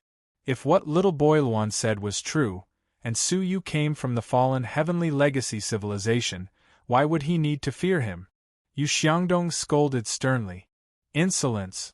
You maliciously destroyed the precious information of our intelligence department, and you dare to complain? Let me tell you, that piece of information can be sold to at least 3 more people. In other words, it can be sold for another 300 million. Since you destroyed the Jade Talisman, you have to compensate 300 million. If you can't pay this debt, I'm sorry, but the intelligence department is planning to leave. Whoosh, the auras of several path masters enveloped the back hall. Yu Xiangdong's face was cold, his face filled with anger. Those who didn't know would really think that Su Yu had destroyed the Jade Talisman. Not only did the other party not repent, but he became even worse. He wanted Su Yu to pay another 300 million? At this moment, Su Yu was not afraid. He even wanted to laugh. Just based on the path masters in the intelligence department? They were probably not even enough for him to fight with one hand. Su Yu was calm and composed. I'll say the same thing for the last time. Either you send me the information or you return the Tao coins. Slap, Yu Xiangdong had Su Yu in his grasp. He slammed the table, his face full of righteousness. It is only right and proper to compensate for the things that have been damaged. Customer, don't think that you can get away with this by acting shamelessly. Someone, bring this customer down for a good talk. They were obviously planning to put Su Yu under house arrest and slowly steal the Tao coins from him. Since things had come to this, Su Yu felt that saying another word was unnecessary. Chapter 2281. Yu Xiangdong sneered, not taking Su Yu's words to heart. Instead, he found it hard to understand how a person who couldn't even understand the situation could have so much wealth. Yu Xiangdong waved his hand behind him with a smile. I can only ask our guest to reflect on his actions. Behind him, several strong men rushed forward and were about to capture Su Yu. Su Yu's heart skipped a beat, and he left with his space divine technique. The group of people failed to catch him, and they asked Yu Xiangdong, shopkeeper, he must have used some kind of space talisman. We should be able to catch up with him if we go after him now. Forget it. Yu Xiangdong waved his hand. I was just trying to scare him. He would be satisfied with 100 million. If he pushed Su Yu too hard, it might not be a good thing to make things worse. After dismissing his servants, he quickly came to the guest hall in the front yard and said, Lord Xiaoluan, I have driven Su Yu out. The boy sat leisurely on the armchair and nodded with satisfaction. Well done. He narrowed his eyes and had no intention of leaving right away. The shopkeeper understood and brought over the precious ornaments that the boy had played with many times before. He presented them to the boy and said, Lord Xiaoluan, it's rare for you to come to an intelligence shop. Take this small gift as a token of my filial piety. I hope you will accept it. The boy opened his eyes a little, and when he saw the item, his eyes immediately widened. He said, How can I accept it? Although he said that, he had already reached out and put the ornament into his sleeve. He looked even more delighted, and his attitude became more respectful. He cupped his fists at the shopkeeper and said, Then I will go back and report to the housekeeper. Shopkeeper, you has handled it very well. Then I will have to trouble Lord Xiaoluan to put in a good word for me in front of the housekeeper. Haha, no problem. The boy laughed and left contentedly. Yu Xiangdong watched him leave. After a long time, he stopped smiling and spat on the ground. Greedy thing. As the boy of housekeeper Qingyuan, he had repeatedly asked for things from the Star Alliance Chamber of Commerce in the name of the housekeeper. Not only the intelligence shop, but the other businesses were also not spared. However, Yu Xiangdong was in a good mood after obtaining 100 million Tao coins, so he did not care much. On the other side, after the boy left the imperial city and arrived at the outskirts, he headed straight for where the scholar was. Unexpectedly, he had only taken a few steps when the space in front of him fluctuated. Then, a figure with his hands behind his back tore through space and appeared. The boy was startled. When he saw who it was, he immediately revealed a calm expression and said with a smile, So it's you, esteemed guest. May I ask why you stopped me? Su Yu's eyes were placid. He did not stray too far from the intelligence department. Instead, he was observing the movements in the intelligence department from afar. Just now, he could have directly attacked and destroyed the entire intelligence agency. However, there must be a reason for Yu Xiangdong's sudden change in attitude. He quietly observed the changes and secretly investigated. Sure enough, when he saw the boy named Xiao Luan, he more or less understood what was going on. It seemed like layman Qingyuan had not heeded his warning. "Dear customer, if there's nothing else, I'll take my leave first." The boy wore a harmless look on his face as he bowed to Su Yu courteously. Then, he walked past Su Yu and was about to leave. However, just as he moved, Su Yu casually cast a space domain, causing the boy to fall into a folded space world. He was unable to move forward. Panic and confusion appeared on the boy's face. "Dear customer, what is the meaning of this? Why are you blocking my way?" He was well aware of this, but he pretended that he did not know. Su Yu did not bother to explain anything to him. He pulled out the sinful sword and performed the morning dusk. The boy was restricted by the space domain. Coupled with his mediocre cultivation, which was not even a half-step downward, there was no way he could evade or resist the sword. Crash! The simple and unadorned sword pierced through the boy's vital parts, which would instantly end his life. Unexpectedly, the boy's seemingly peaceful face suddenly became ferocious. His eyes were filled with malice as he snorted a purplish-black flame from his nostrils, which burned a hole through Su Yu's space domain. Once the space domain was broken, it was like a broken dam, which spread for 1,000 miles. The whole space domain became unstable. The boy took the opportunity to extend his arms and bombarded the space domain, shattering it. He then grabbed the blade of the sinful sword before it could reach him. Creak! An ear-piercing sound of metal rubbing against each other could be heard. The boy had actually grabbed the sinful sword with just one hand and broken the morning dusk sword. Su Yu was slightly startled. He was slightly surprised. Although he had expected that the boy would not be simple, his strength had still exceeded his expectations. He had broken the morning dusk sword with just one hand, which was equivalent to a family master's level of strength. I did not want to do it myself, but now it seems like I have no choice but to dirty my hands for once. The boy's small and thin body suddenly expanded. In the blink of an eye, he had turned from a child to a 3 zhang tall giant. His whole body was filled with explosive power, and a wave of Path Master's aura swept out in all directions like a great flood. This was the boy's true appearance. That householder Qingyuan had always regarded himself as noble and virtuous, so how could he really use a boy with a mediocre cultivation? Physique. Su Yu had a strange look on his face. If he had hidden his strength in other aspects, Su Yu might have had a hard time dealing with him, but his physique, are you afraid now? The boy laughed ferociously. The last time I used my physique was when I was being chased by a family master's level of strength. You should be honored to die by my physique. Swoosh.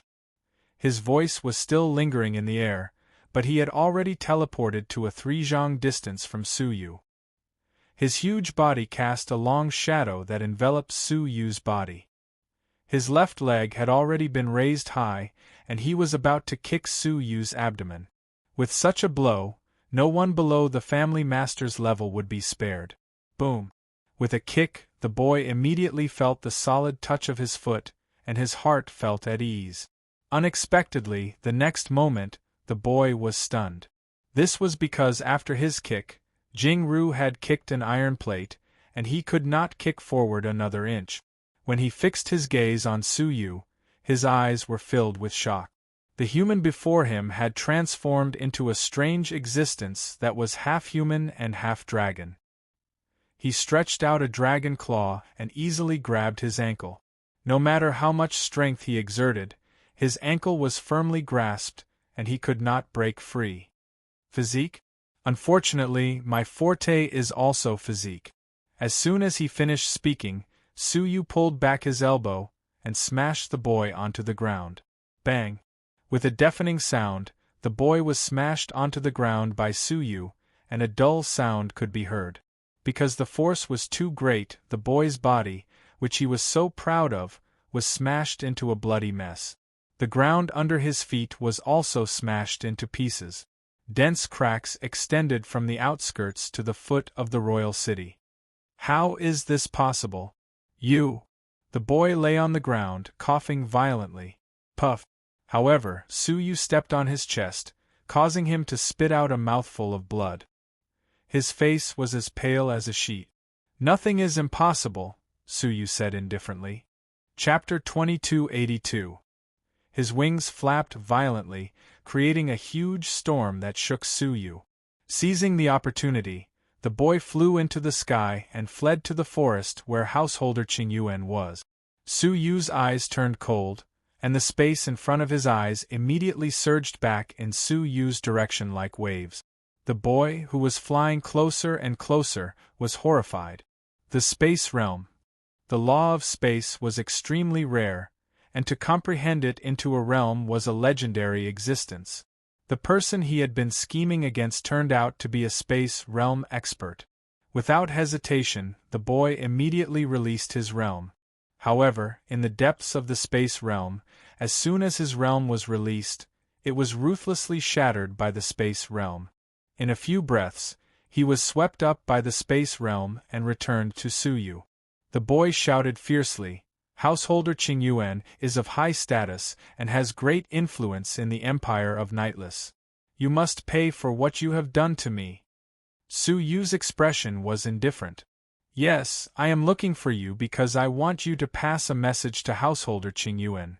Before the boy could understand, Su Yu's eyes suddenly shot out two beams of white light into the boy's eyes. Suddenly, the boy cried out in pain. His originally fierce eyes became peaceful after a moment of struggle. Finally, he knelt on one knee in front of Su Yu and said obediently, "Master, please give me your orders." Su Yu took out a fiery red pearl and handed it to him. "Go, pass a message for me." His lips moved, and a message was transmitted to the boy's ears. After doing this, Su Yu returned to the Imperial City and came to the intelligence office. His body twisted, and the next moment, he appeared in the treasure house of the intelligence office. What he saw was the tens of thousands of jade pendants sealed in the treasure house, each of which contained precious information. Below the jade pendants, there was a small wooden plate with a clear price tag. The lowest one was worth tens of thousands of Dao coins. The most expensive ones were the two jade pendants located in the deepest part of the treasure house. One of them was the time-fixing plate information. However, the time-fixing plate information was not the most expensive one. The most expensive one was another piece of information, the Nightless royal family. Is there something important in the Nightless royal family? Su Yu was very sensitive. Information about the Nightless royal family should be known by all. How could there be any secret information? At this moment, as intelligence, it should be something that happened recently. Su Yu placed the jade amulet between his brows to sense it, and he could not help but be astonished. The intelligence said that the Nightless royal family was going to hold a banquet to discuss the list of candidates for the Wind Cloud Association. The so-called Wind Cloud Conference only had a very simple description in the intelligence. It was a selection conference to enter an 8-star civilization. Su Yu's heart thumped. An 8-star civilization. The sinful maiden palace was in an 8-star civilization. If Su Yu wanted to enter, he would have to enter an 8-star civilization first. It wasn't the Yi Empire's conference that could confirm the name list of the participants of the Wind Cloud meeting. Su Yu continued to read and found that the invitations to this banquet were issued in secret. Only forces and people recognized by the Nightless royal family were qualified to attend this banquet. According to the report, there was a way to get an invitation letter. Su Yu was immediately concerned. He was very interested in attending this banquet. He flipped through the jade piece and found that it was marked with the word "to." This meant that this piece of information had already been bought by two people. In other words, someone was walking in front of Suyu, looking for the invitation letter. Feeling a little anxious, Suyu put away the jade piece and the information on the time-fixing plate. Just as he was about to leave, he paused and looked at the tens of thousands of pieces of intelligence jade pieces. Without hesitation, he waved his sleeves and put all the jade pieces into his sleeves. Firstly, it was to take revenge on the shopkeeper. With all the intelligence stolen, he could forget about being the shopkeeper. More seriously, he might not even be able to keep his life. The value of so much intelligence was trillions of Tao dollars. He couldn't afford it even if he sold himself. Secondly, there might be information that would be useful to Suyu in the intelligence. For example, this royal banquet was a pleasant surprise. Holding the jade piece, Suyu immediately rushed to another place far away from the imperial city, the Tianyu Ridge. At that time, on the outskirts of the imperial city, where Suyu and the boy had fought, many people had gathered. Among them were the imperial city's imperial guards. The leading general carefully examined the scene, his eyes filled with confusion. There were no corpses nearby, and there were no other traces. It was impossible to determine what had happened. Crash! Suddenly, the imperial guards separated, and a man and a woman walked over side by side. The man was dressed in silk, and had an imposing appearance. When the general saw him, he immediately trotted forward and knelt on one knee. "Greetings, Prince." There was only one prince and two princesses in the Nightless Empire's monarch. The man in front of him was the only prince, Prince Lingtian. "Well, you may rise," Prince Lingtian said calmly and looked at the woman beside him with a smile. The woman was dressed in white and her face was covered with a white veil, making it impossible to see her face clearly. Prince Lingtian said, "It's just a fight, why bother the Wuxin Iron Constable?" That woman was none other than the world's #1 constable, the Wuxin Iron Constable. She had come to the Colored Glaze civilization a few years ago and had been staying there. During that time, she had been in seclusion in the palace. But just now, she suddenly came out of seclusion and came outside the city. Prince Lingtian was curious, so he accompanied her. The Wuxin Iron Constable didn't say a word. She came to the center of the battle and looked carefully. After a while, she shook her head. "This isn't a normal fight. It's a fight between two powerhouses whose physiques are at least at the family head level." The general was slightly surprised. As expected of the Wuxin Iron Constable, he couldn't see anything for a long time, but the Wuxin Iron Constable could see something with just a few glances. Prince Lingtian didn't mind and said, "Maybe it's a fight between two family head level powerhouses. It's not important." In the Nightless Empire, there were many family head level powerhouses. There was no need to exhaust them because of a fight between them. The fight isn't the main point. The main point is that one of them used the space domain, the Wuxin Iron Constable said calmly. She swiped her palm at the sky, and a layer of remnant ripples floated in the sky. It was the remnant of the space domain. However, no one realized it, but the Wuxin Iron Constable did. Prince Lingtian's brows furrowed. Space domain? How can it be? In all these years, our western region has only produced one empress who grasped the space domain, the space-time death god. How can there be another space domain user? The name of the Tianyi empress shook the western region. There was no one who didn't know her, but in an entire era she was the only one who appeared. Now there was actually a second person. This person must be someone who hid his strength. The waves in Prince Lingtian's heart couldn't calm down for a long time. A space domain user would definitely be an absolute powerhouse in the western region who controlled the world in the future. Chapter 2283. Prince Lingtian's thoughts were quick. If he could take in a space domain expert for his own use, his throne would naturally be secured. "Do you know this space domain expert?" he asked casually. The heartless iron arrestor nodded slightly. "Sort of. An invincible physique, mastering the time and space laws." Apart from deputy leader Su from the Pirate Alliance near the 7 ultimate civilizations, who else could it be? The heartless iron arrester might not have realized that Su Yu was letting him go, but after thinking about it calmly, he could see that there were many loopholes. If Su Yu was really a shameless man who lusted after his beauty, why did he bring him to a remote warship to violate her? Su Yu was proficient in the time and space law. Why did he not chase after him when he escaped? The heartless iron arrester realized that Su Yu's true purpose might have been to take the opportunity to let him go. It was just that he did not know at that time. Oh? Can you introduce me to him? Such a person is really fascinating, Prince Lingtian said with a smile. The heartless iron arrester looked at him and shook his head slightly.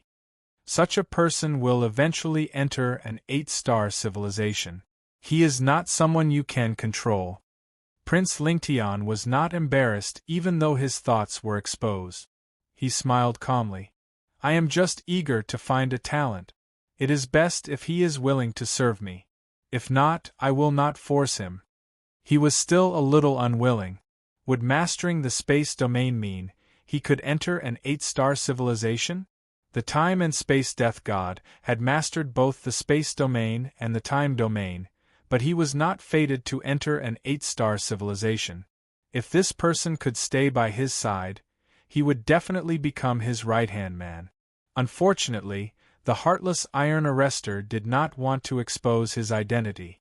A few days later, in a forest shrouded in clouds and mist, Little Chaos Boy had finally returned after a few days of traveling. He immediately went to Householder Qingyuan's meditation room and stood at the door. Reporting to Householder Qingyuan, I have followed your instructions and asked the Star Alliance Chamber of Commerce to seal the information on the astrolabe. Creak. The door of the meditation room opened. Householder Qingyuan faced a Buddha statue in the door and closed his eyes to meditate. He slowly opened his eyes without looking back. The boy said, by the way, when I rushed over, he was buying information and had already paid the Tao coins. Hearing this, Householder Qingyuan suddenly stood up and said unhappily, You were late. No. I went just in time. Not only did I not let Su get the information, but I also made him lose 100 million Tao coins for nothing. Little Chaos Boy beamed with joy and said proudly, 100 million Tao coins was a huge sum of money, even for a person of high status like Householder Qingyuan. Su Yu, a person from a declining civilization, had suddenly lost so much wealth. It was easy to imagine how he felt. 100 million? He should be quite flustered and exasperated, right?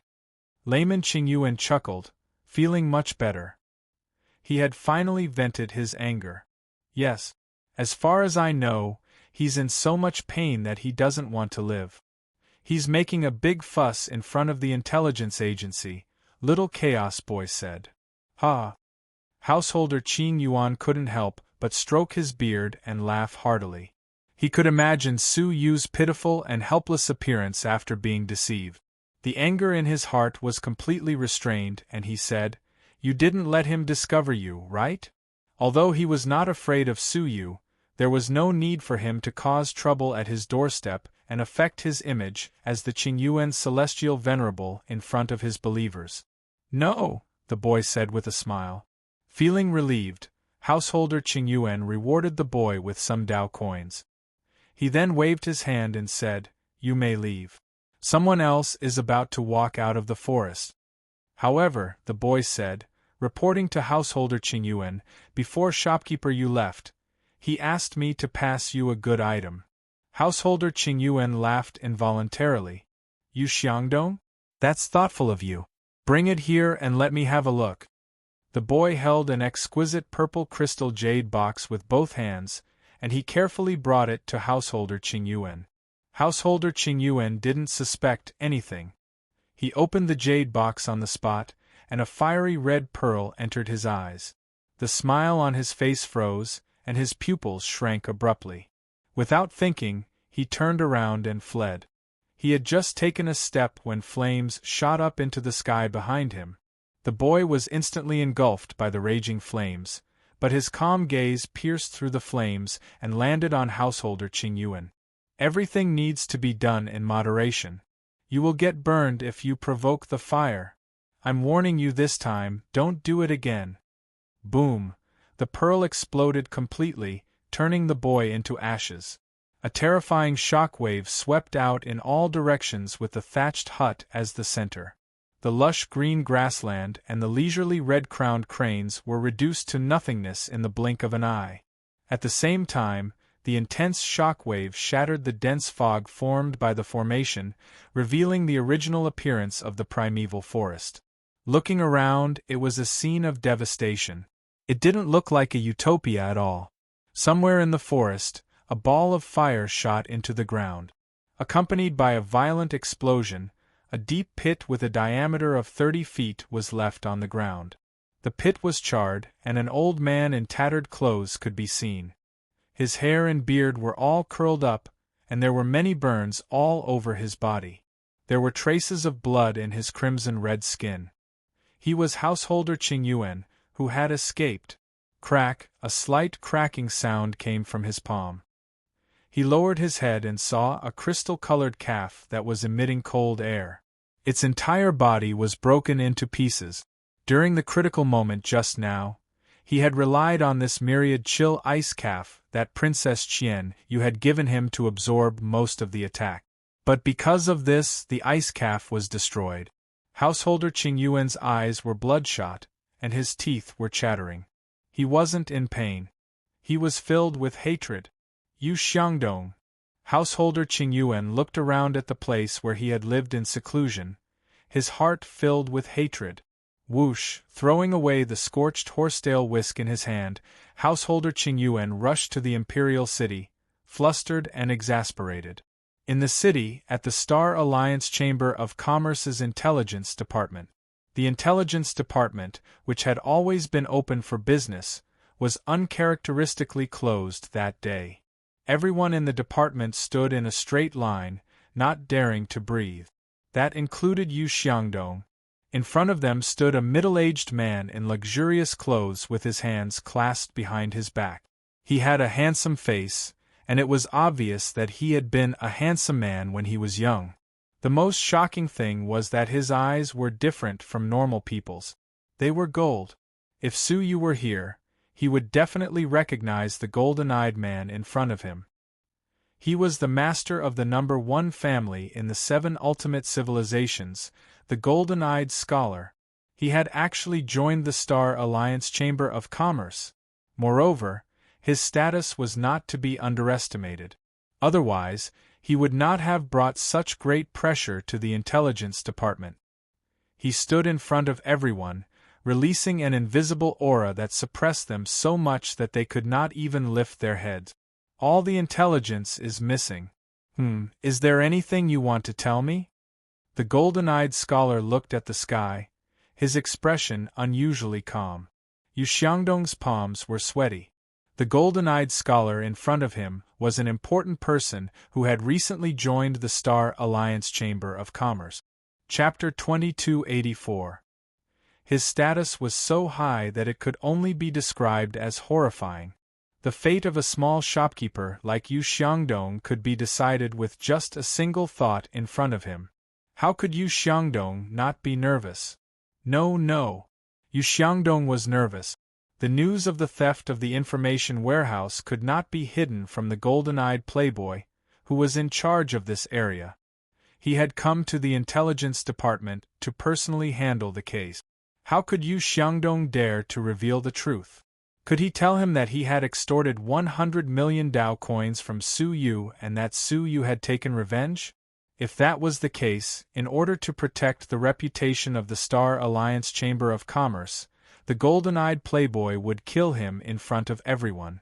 The rest of the people in the Intelligence Department were either Yu Xiangdong's trusted subordinates or had received many benefits from it. How could they dare reveal the truth? Oh, nothing? The golden-eyed playboy's eyes were deep. An intelligence thief will only steal information that is useful to him. All the information has been stolen. It looks like deliberate revenge. He hit the nail on the head. Yu Xiangdong's heart skipped a beat in fright. He had long heard that the new vice president was a difficult character to deal with, but he did not expect it to be true. Yu Xiangdong quickly thought of an excuse to get away with this matter. Unexpectedly, the intelligence personnel at the very end suddenly screamed. Everyone immediately looked over and was shocked to find that the golden-eyed playboy had crushed his head. The golden-eyed playboy killed without warning. There was no anger on his face, only calmness. The crowd gasped. The golden-eyed playboy calmly wiped the blood off his hand and said calmly, "I don't like it when people lie to me. From now on, I will kill one person every 10 breaths until I get the answer I want." He did not say who he would kill next. The uncertainty was even more terrifying. The group of intelligence officers looked at each other. Their expressions changed drastically. They were all weighing the pros and cons. After 10 breaths, no one was willing to reveal the truth. They were all waiting to see if the golden-eyed playboy would continue to kill. The person he had just killed might have been deliberately trying to scare them. Puff! Suddenly, one of them spat out a mouthful of blood. His eyes dimmed and he fell to the ground. His body made a sizzling sound and emitted green smoke. Under everyone's gaze, he quickly turned into a pool of blood. Golden-eyed Langjun raised his finger and blew on it gently. A wisp of grayish-black smoke dispersed with the wind.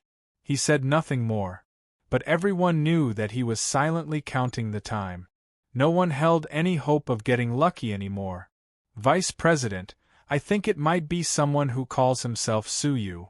A person with a weaker heart immediately replied. The golden-eyed scholar gently closed his eyes. After 10 breaths of time, the speaker's body suddenly exploded and he died on the spot. The pupils of the others shrank, and they immediately panicked. He had already said it, so why did he still kill?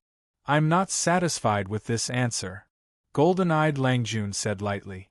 Then, he closed his eyes again and continued to count. 3 people had died in a row. The remaining people fell into a great panic and began to scramble to answer, "Vice President. That person's name is Suyu, and he comes from the 7 unique civilizations." "Yes. The reason why he took revenge on us should be, because Manager Yu swallowed 100 million Dao coins from him." "That's right, Vice President. This has nothing to do with us." Finally, the golden-eyed scholar opened his eyes and fixed his gaze on one of them. He said, "You mean, the other party is from the 7 absolute civilizations?" "Yes." The man immediately said, "I heard that he was recommended by the Miezheng family master of the 6th peerless family." "Miezheng?"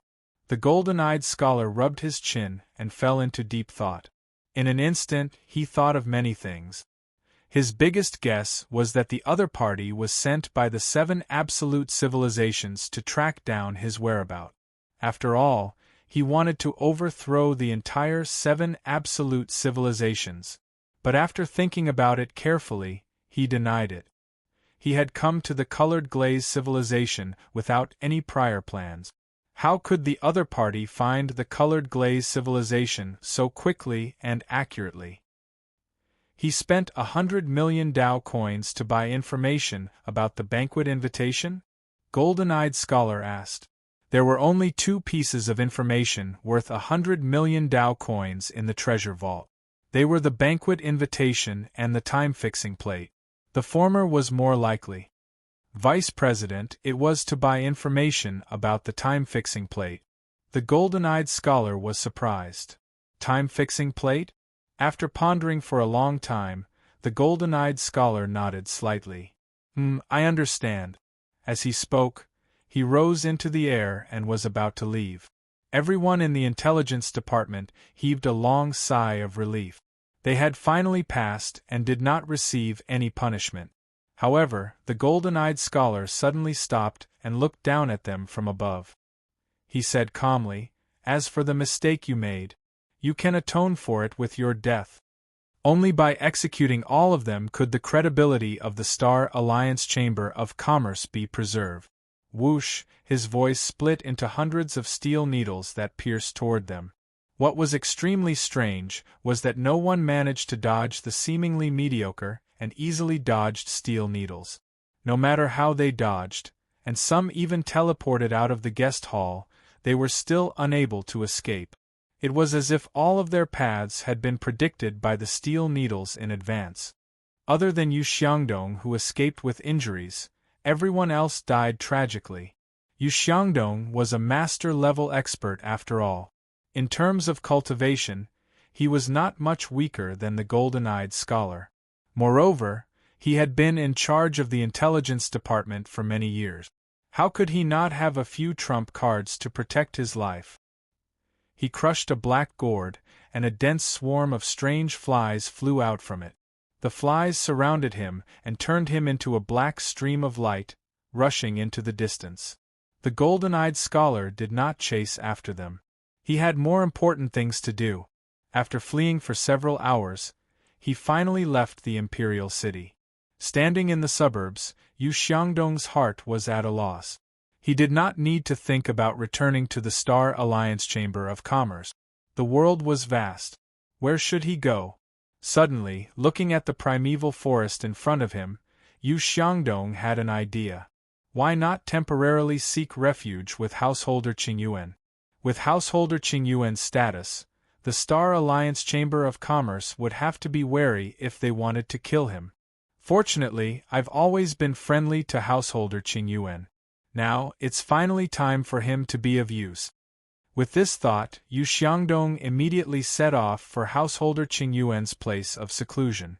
Unexpectedly, as soon as he stepped into the forest, he sensed Householder Qingyuan's aura rapidly approaching. Householder Qingyuan has come out of seclusion? Yu Xiangdong was surprised and then happy. He's really giving me a pillow when I'm sleepy. He immediately flew into the sky and blocked the path that Householder Qingyuan had to pass through. He cupped his fists loudly from afar. Senior Celestial Qingyuan, how have you been? If this was any other time, when Householder Qingyuan heard this, he would naturally think that it was an ordinary greeting.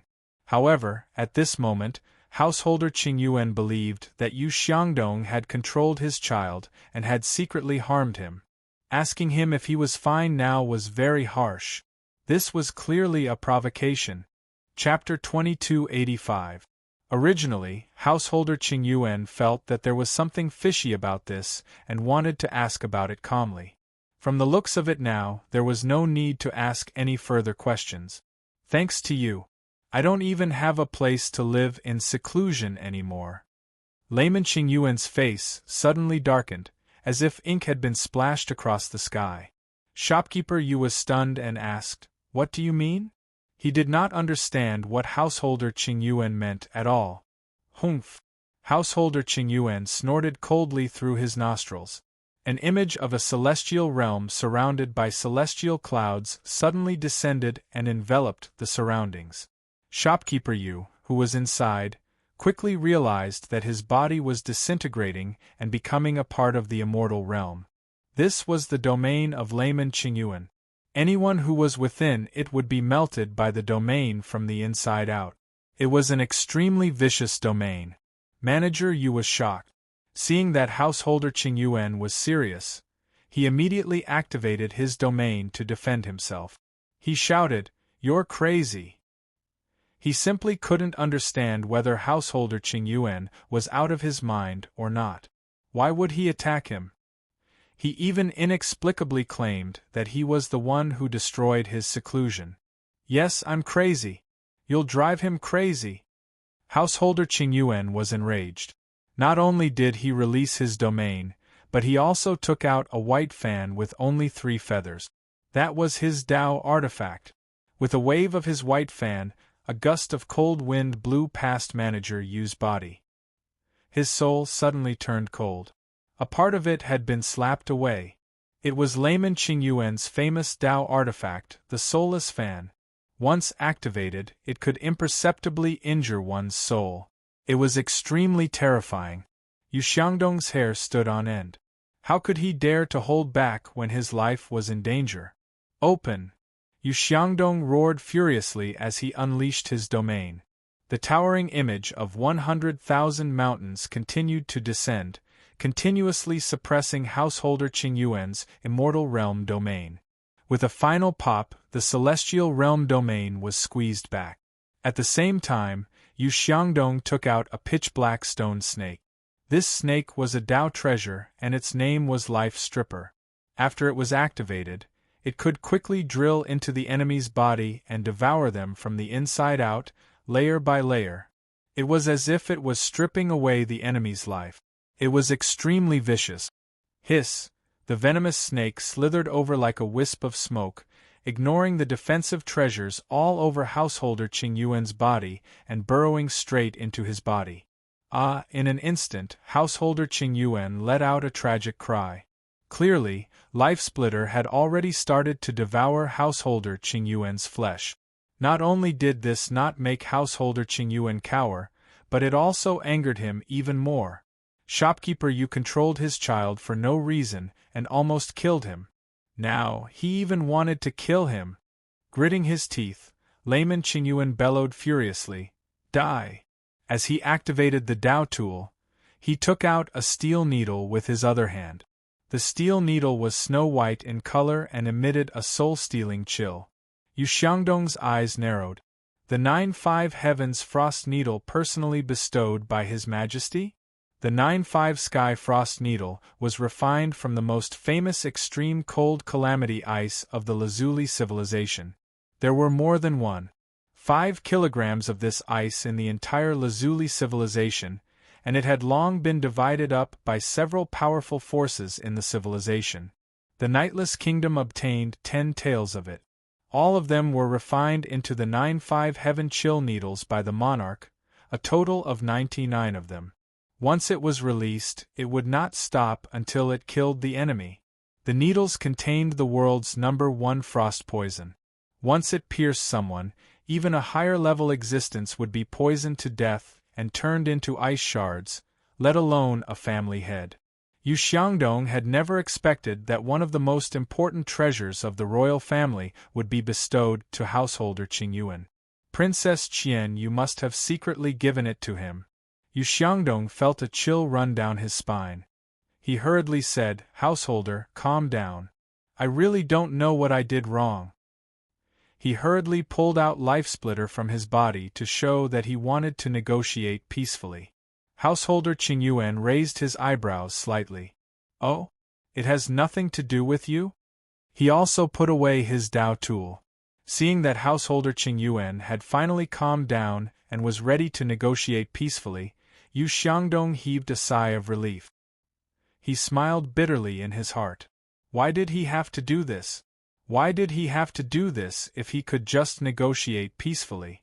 However, in the next moment, householder Qingyuan's seemingly calm face turned cunning and sinister. Who would believe that? He did not believe that it was a coincidence. He had been ambushed by the boy and almost lost his life, and then Yu Xiangdong had rushed to the place where he was hiding. No matter how he looked at it, it was Yu Xiangdong who had gone to confirm whether he was dead or not, right? Yu Xiangdong was on guard. Without thinking, he retreated in another direction, cursing angrily, "Old madman! You dare to curse me?" Householder Qingyuan's killing intent rose. The 9-5 Heaven's cold needle in his palm turned into a faint cold light and instantly flew out. In the blink of an eye, he heard a cracking sound coming from the horizon. Householder Qingyuan rushed over to take a look. An ice sculpture was falling from the sky and smashing onto the ground, then turning into ice shards. Under the effect of the 9-5 Heaven's cold needle, his flesh and blood had been poisoned into ice. Whoosh! The 9-5 Heaven's cold needle spun around and returned to householder Qingyuan's palm. He snorted disdainfully, then turned around and left. At that time, Heavenly Defense Ridge. It was located at the border between the Nightless Empire and the neighboring force, the Palace of Light. The Palace of Light and the Nightless Empire were forces of the Colored Glaze civilization and were close to each other. In terms of overall strength, the Palace of Light was far stronger than the Nightless Empire. In every generation, the Palace of Light would produce an extremely powerful genius, a genius of the current generation of Gaia. In previous competitions of the same generation, the peers of the Nightless Empire were often in a state of being crushed. Although the younger generations of the Nightless Empire often regarded this as a humiliation, they worked hard to change this unchanging disadvantage. But for tens of millions of years, the martial arts exchange that occurred every few years always ended with the defeat of the Nightless Empire. The Heavenly Defense Ridge was the dividing line between the two great forces. Standing on the mountain ridge, Suyu looked at the Palace of Light. As far as the eye could see, it was decorated with ice crystals, emitting an unusually dazzling light under the refraction of the sun. This was the origin of the Palace of Light. However, he was more concerned about a Taoist temple on the Heavenly Defense Ridge. The Taoist temple was dilapidated and small, with only 5 or 6 small halls inside. In addition, the Heavenly Defense Ridge was extremely high, and there were biting cold gales along the way. Without the cultivation of a divine warrior of heaven and earth, one might not be able to easily ascend the mountain. Therefore, there were no pilgrims in the Taoist temple. Staring at the lonely Taoist temple, Suyu could not believe it.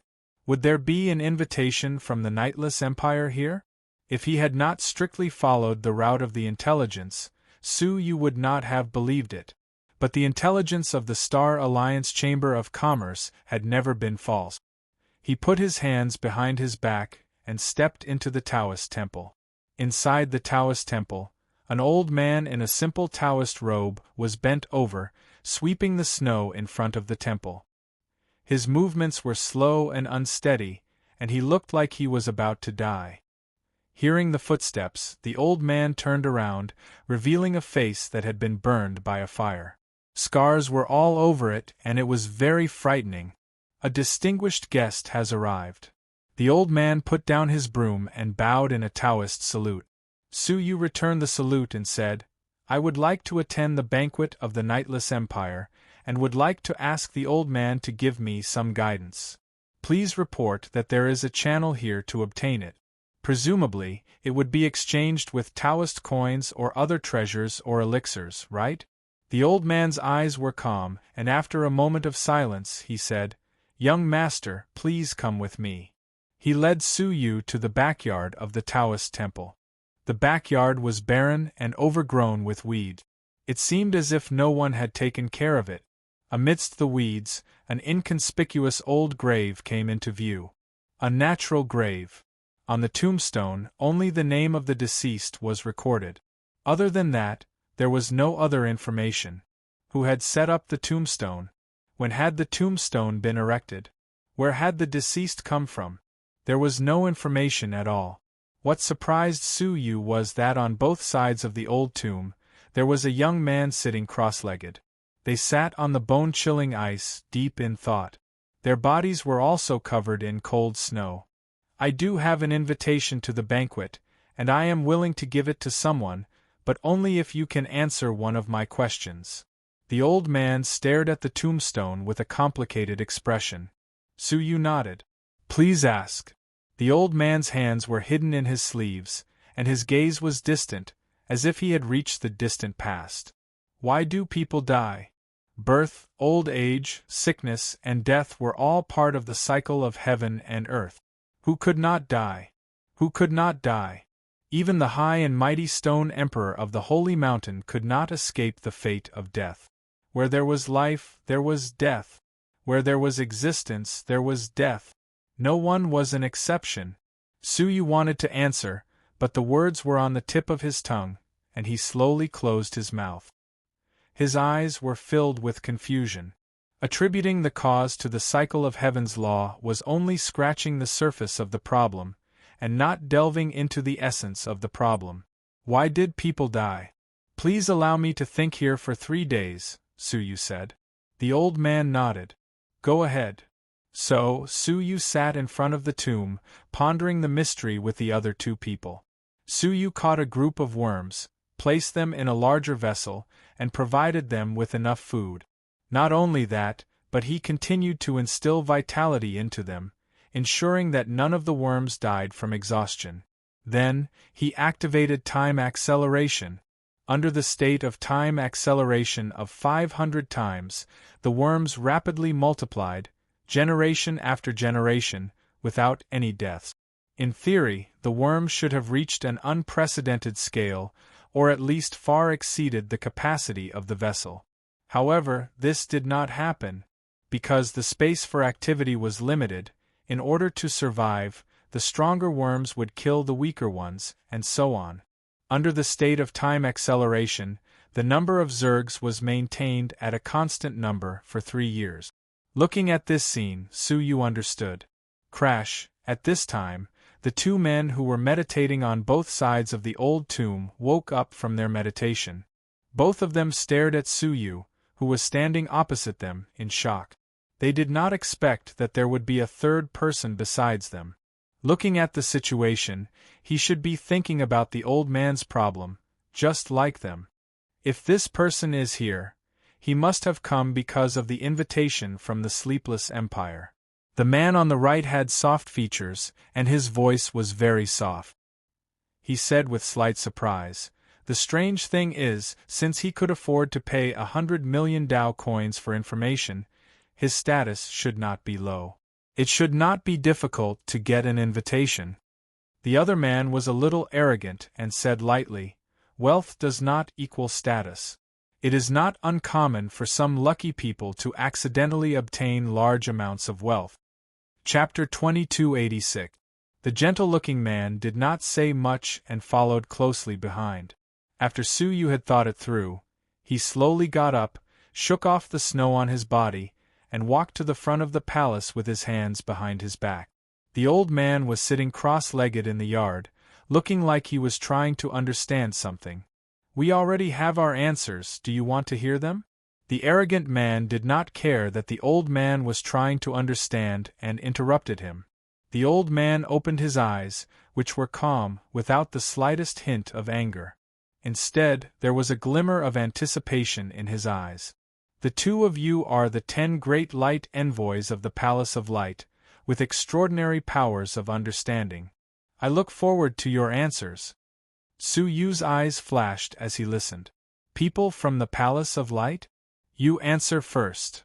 The old man looked at the arrogant man who had spoken.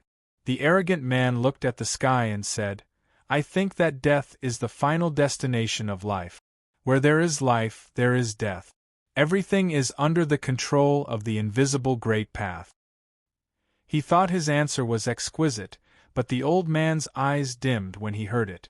The arrogant man stared at the old man, hoping to get the expression he wanted. However, he just shook his head lightly and said, picking up the words of others, "How shallow." The arrogant man's answer, which he thought was not bad, was only evaluated as shallow. His face turned green and red, and he felt a little embarrassed. The old man did not care about him and looked at the other man. "What about you?"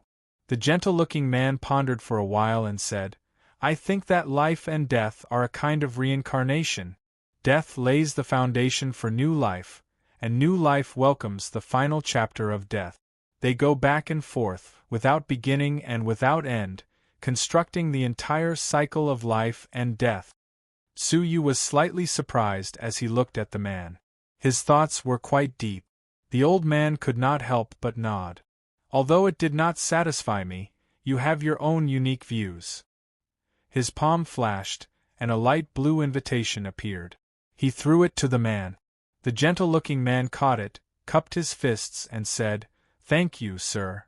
Finally, the old man looked at Suyu and asked, "You have a new view?" "Sort of," Suyu said. The old man had lost hope, and his eyes became calm again. Even the light envoys of the Palace of Light gave an unsatisfactory answer, let alone a nameless young man. "Tell me, why do people die?" Suyu said calmly, "Because we kill ourselves." Not only the old Taoist, but the two emissaries of light were also stunned. These words were a little shocking. A ripple appeared in the old Taoist's calm eyes as he asked in surprise, "Why do you say that?"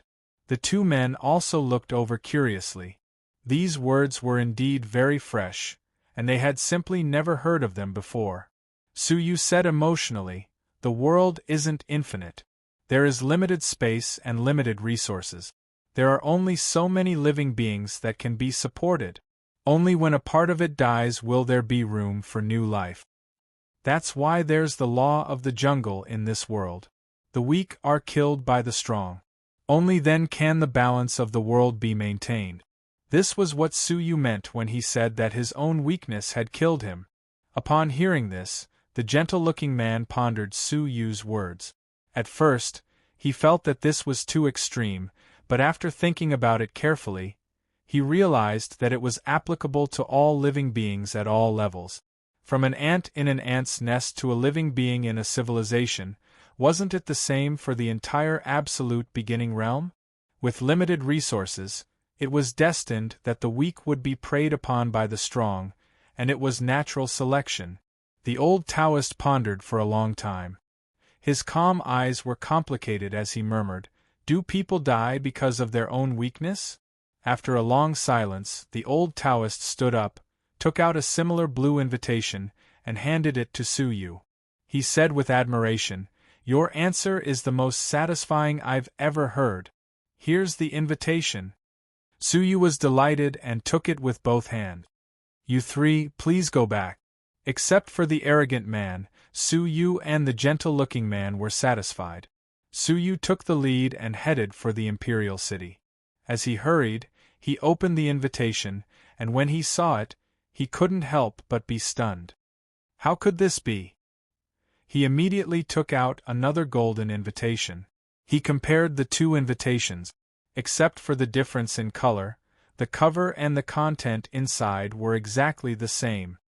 I already had the invitation? Suyu didn't know whether to laugh or cry. He had been busy for a long time, but it turned out to be in vain. Strange, who was the blue-robed man that day? Suyu fumbled with the golden invitation, his heart full of doubts.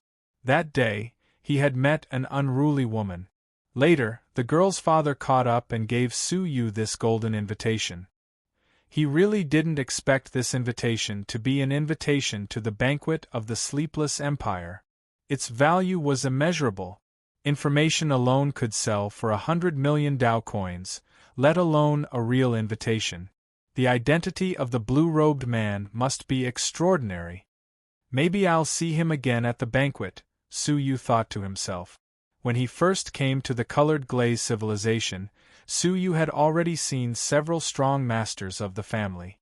He needed to improve his strength again and take himself to the next level. At present, his body had already been transformed, and the cultivation of the evil dragon Bible had reached a bottleneck. He also needed to determine the whereabouts of the divine throne of heaven and earth. Only the transformation of the soul could be achieved. After a long period of tempering by Taichu Chi, his soul had been transformed by more than 90%. With another 10 years of tempering, it should be able to be transformed. However, before coming to the colored glaze civilization, Suyu had learned that in the Palace of Light, there was a strange creature called the Divine Deer of Light. It could see through people's hearts and distinguish between good and evil. It was the only one in the entire Palace of Light. Rumor had it that it could see through the souls of others because its soul was exceptionally strong. Thanks to its soul, only a small piece of the pair of antlers on its head needed to be ground into powder and swallowed. It could quickly transform the soul in a short period of time. If Suyu could get a piece of it, he might be able to save 10 years and complete the transformation of the soul. Unfortunately, the Divine Deer of Light was a unique treasure of the Palace of Light. Usually, it was guarded by several strong masters of the family. It was extremely difficult to get close to it, let alone obtain its antlers. Shaking his head, Suyu stopped thinking about it. "Sir, please wait." Just as he was hurrying along, the two men caught up with him. The arrogant man took out a golden card and said, "There are 300 million Dao coins in it, by your invitation." As he spoke, he flicked his finger and shot the golden card over. Suyu frowned slightly. It wasn't that he couldn't sell an extra invitation, but the tone of this person didn't sound like he was buying something. It was as if he thought highly of him and wanted to reward him. 300 million Dao coins was indeed a lot, but Su Yu didn't need them. Not selling. Su Yu did not even look at the golden card, but turned and continued on his way. The arrogant man blocked Su Yu's path with his arms crossed in front of his chest. Maybe I need to reintroduce myself. My name is Wang Zhiyang, ranked 5th among the 10 great emissaries of light. The title of Emissary of Light was a nightmare for the peers of the Nightless Empire. In the last confrontation between the two great forces, the Emissary of Light, ranked 8th, defeated all the heaven rulers of the Nightless Empire. Even the Emissary of Light, ranked 10th, could sweep away all the peers of the Nightless Empire except the top 3. Wang Zhiyang was ranked 5th. His strength would definitely be number 1 in the Nightless Empire. However, as long as his strength did not reach the level of Xia Yan, it was no big deal to Su Yu. "Oh," Su Yu said calmly. And then? Wang Zhiyang's eyes sharpened as he bared his teeth. Is it because the Storm Tea Party has not been held for too long that the younger generation of the Nightless Empire has forgotten how we oppressed you in the past? The heaven rulers of the Nightless Empire should be in awe when they saw the Emissary of Light. Unfortunately, Su Yu was not from the Nightless Empire. What does that have to do with me? Su Yu walked past him and continued on his way. Unexpectedly, as soon as he walked past him, Wang Zhiyang attacked. He snorted coldly. It's better to talk with your fists when dealing with people like you who can't see things clearly. Feeling the strong wind behind him, Su Yu's eyes darkened. How domineering! This was not even the Palace of Light, and he dared to force someone to buy and sell? Get lost! Su Yu pulled out his sword and stabbed it behind him. Ding! The sound of weapons clashing traveled into Su Yu's ears. A great force traveled along the sword to Su Yu's palm, causing his palm to go numb. What a great force! Su Yu was secretly shocked. The Palace of Light had suppressed the Nightless Empire for so many years. It was not as simple as a coincidence. However, in terms of strength, no one in the same generation was a match for Su Yu. He suddenly exerted force with the hand holding the sword hilt, and the great force gradually bounced back. Thud, thud, thud. Immediately, there was the sound of him staggering backward. Turning his head, he saw the arrogant Wang Zhiyang looking at him with a look of surprise. His eyes were filled with disbelief. The gentle-looking man watching from afar covered his mouth, his eyes wide open. Wang Zhiyang's physique could be said to be one of the best among his peers, comparable to a master of a family. Even the King of Light Envoys, who was ranked number 1, could barely match him in terms of physique. The silver-haired human in front of him did not seem to be at the level of a path master, right? But how could his physique be better than Wang Zhiyang's? In fact, he did not know that this was just the tip of the iceberg of Su Yu's physique. Wang Zhiyang was most proud of his physique. How could he admit that he was inferior to Su Yu? Again, Wang Zhiyang was unwilling to give up and rushed over again. Su Yu raised his eyebrows and said lightly, "This is the territory of the Nightless Empire. Are you sure you want to fight me here?" The gentle-looking man's slender eyebrows gently raised. If he got serious, Wang Zhiyang's actions could be regarded as provoking a dispute. In the territory of the Nightless Empire, to attack a peer of the Nightless Empire would, strictly speaking, cause a dispute between the two parties. Wang Zhiyang, stop. Wang Zhiyang was angry. How could he stop? But he still understood where he was and said, "Then let's change to the Palace of Light, then there will be no problem." Change. Chapter 2287. But Wang Zhiyang had already reached into his waist and crushed a purple-black gourd hanging from his belt. The gourd shattered, and a large amount of sand gushed out from within. As the sand blew, the space where Su Yu, the gentle-looking man, and Wang Zhiyang were standing was blown away. So much so that a large area of nothingness was emptied. Endless power of nothingness surged in, engulfing the vast snowfield. Under the sweeping of the sand, the space and people were instantly blown out of the sleepless empire and into the territory of the bright palace. This place was not far from the border, and there were many military camps dotted nearby. Tens of thousands of bright palace soldiers were training in the military camp. Whoosh, the wind blew, and the figures of the three people were blown away. Wang Zhuyang's face was ferocious. Congratulations, you have come to the territory of the bright palace. Now he had no qualms about attacking Su Yu.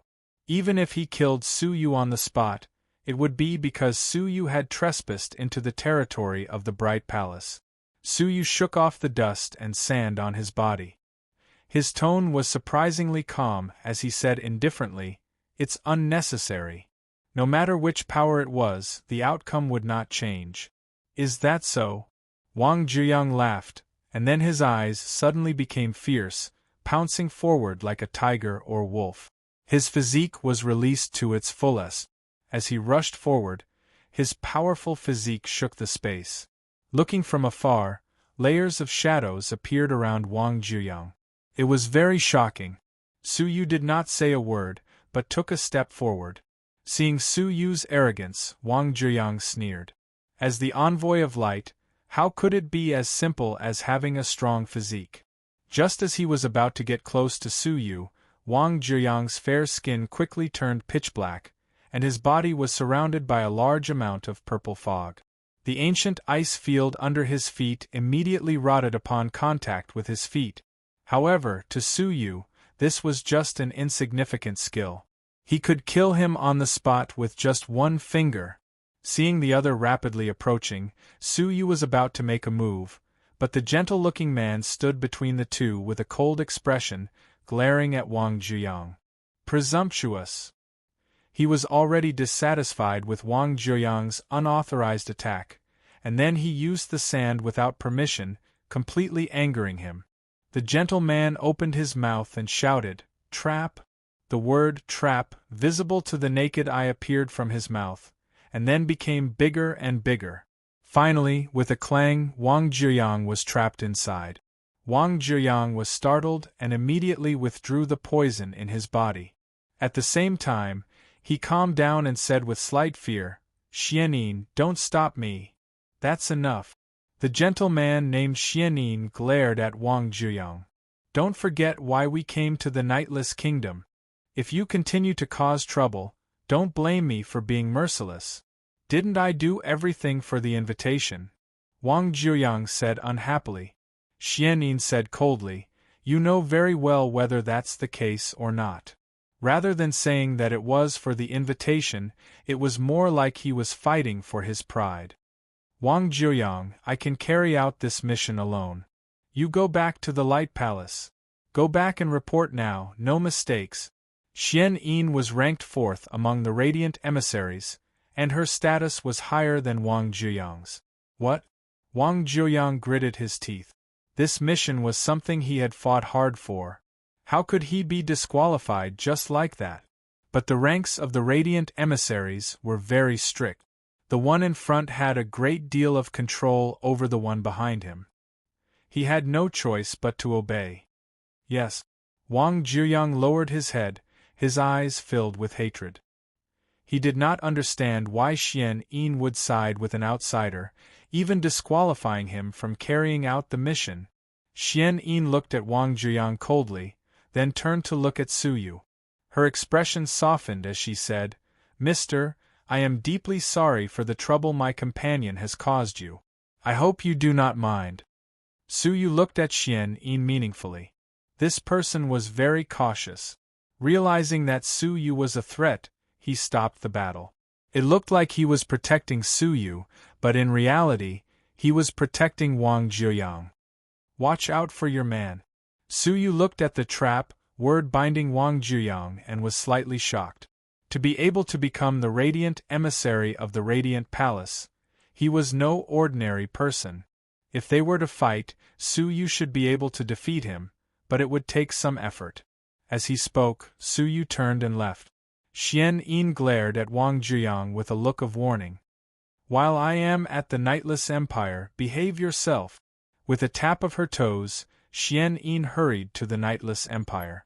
After a long time, the trap word lost its power and collapsed bit by bit. Wang Jiuyang was finally free. He turned to look in the direction Su Yu had left, his eyes flickering.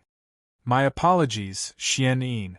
I cannot tolerate the trash of the Nightless Empire standing above the Palace of Light. Half a day later, in the army camp at the border, Wang Jiuyang respectfully stood in front of the general of the army. Uncle, your nephew begs you to issue a warrant for a person. The Wang family was powerful in the Palace of Light and had many talents. The most famous of them all was the southwest border commander of the Palace of Light, Wang Shigong, known as the God of War. Wang Shigong was in high spirits, correcting military documents in the army camp. Hearing Wang Jiuyang's request, he said without anger, "In the army camp, there is no distinction between close and distant." Wang Jiuyang shuddered. He was as timid as a mouse in front of this person. He hurriedly corrected himself. "As you wish, Commander Wang." Wang Shigong calmly said, "Who is wanted?" "An unknown citizen of the Nightless Empire." Wang Jiuyang's eyes were filled with hatred. The reason? Wang Shigong's eyes were sharp. Wang Jiuyang was about to speak when Wang Shigong interrupted him. "If it is for official business, I will issue a warrant. If it is for personal matters, there is no need to speak." Wang Jiuyang's heart trembled. He was displeased. Wang Shigong had a high position of power and was protected by the Wang family. However, there was one bad thing about him. He was too upright and plain-spoken. He was extremely strict with the Wang family. If others made a mistake, he would be sincere. But if the Wang family made a mistake, he would only punish them more severely. Wang Jiuyang was arrogant. He feared no one but Wang Shigong. But since he was already in front of Wang Shigong, he naturally would not back down.